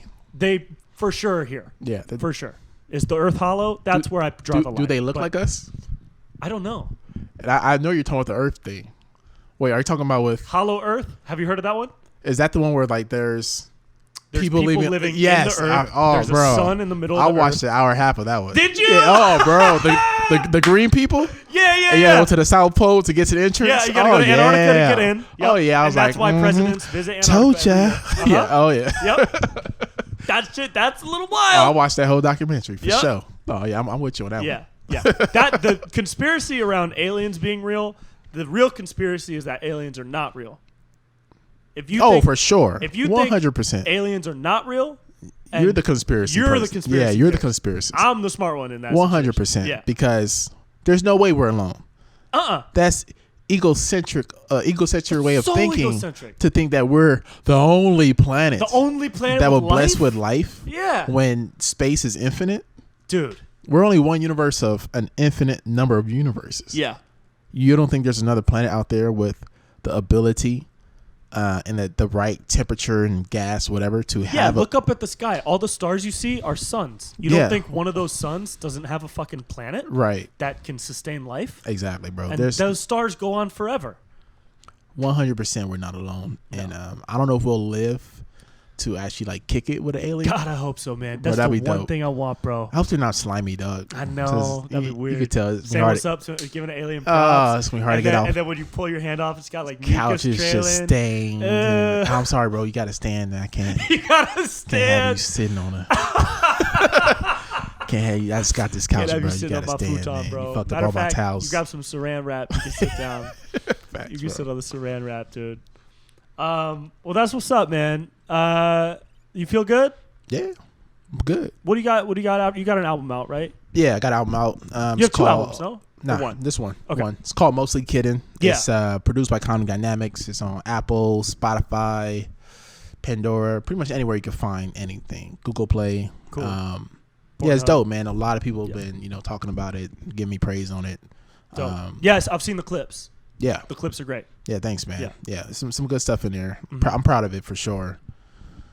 Beside that, there's a movie coming out soon that's supposed to be in with Jay Farrell and Cat Williams. Very small role. Oh, killer. Yeah, small role. That's dope. I don't know. The role might be cut.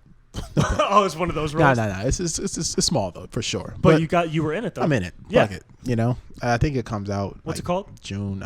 2 Minutes of Fame. Cool. Yeah, Keke Palmer too. Shout out to Keke Palmer, nice. man. She's doing good work. Yeah. So yeah, man. Other than that, man, just trying to stay healthy, bro. Cool. Yeah. Stay healthy, bro. That's all we can do. Stay healthy, stay happy, man. Yes, sir. And we'll be back on the road again soon, bro. Yes, man. Let's make a show happen. No more Zoom shows at UC Santa Barbara. Yo, let's when do it. Everything goes back to bro. normal. For real, let's tear it up. Yeah. I think that'd be a good thing. I think. And we'll smash some free birds. Who else some recent? Moshe Kasher went there. Yeah, and Andrew Schultz. That's right. Andrew Schultz went there. Yeah. And wait, Moshe Kasher went there? Yeah. Oh, and Mo Mandel.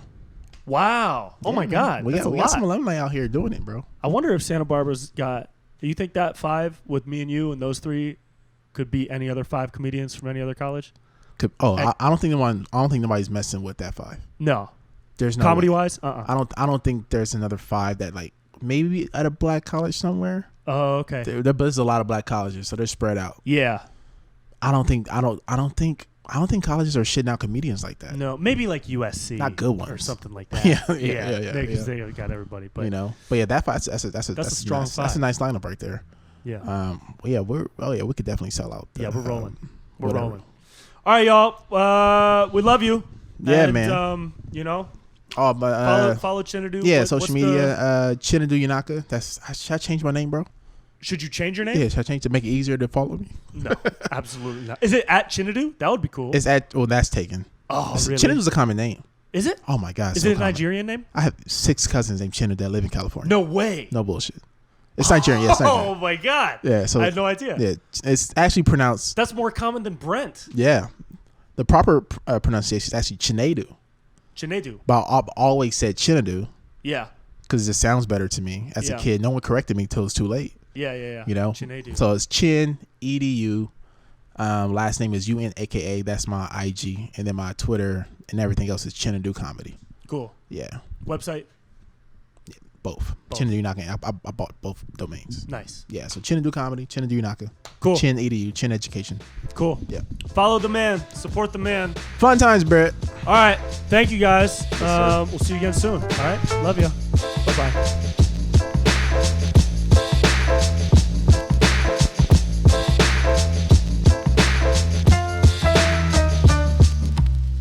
Guys, thank you so much for checking out the podcast. Wow, this was good. This was really good. Follow Chinedu on all the things. Chinedu Comedy, Chinedu Unaka. Check out his album. And I got no tour dates, nothing to promote besides peace and love, man. So I hope you guys have lots of that in your life right now. If you need more, here I am sending you more peace and love, okay? And we'll see you next week for another episode. Follow me, the Brent Pella Show on Instagram if you want some clips. And please, oh my gosh, please leave a review on iTunes. You do have no idea how much that helps. I actually have no idea how much that helps because I think I only have one review. So let's try to make it more and see if it helps. I think it will, and I think more people would enjoy the show if they knew that it existed, especially this episode. So feel free to share it. Okay, that's it. I love you. Have a good day. Bye-bye.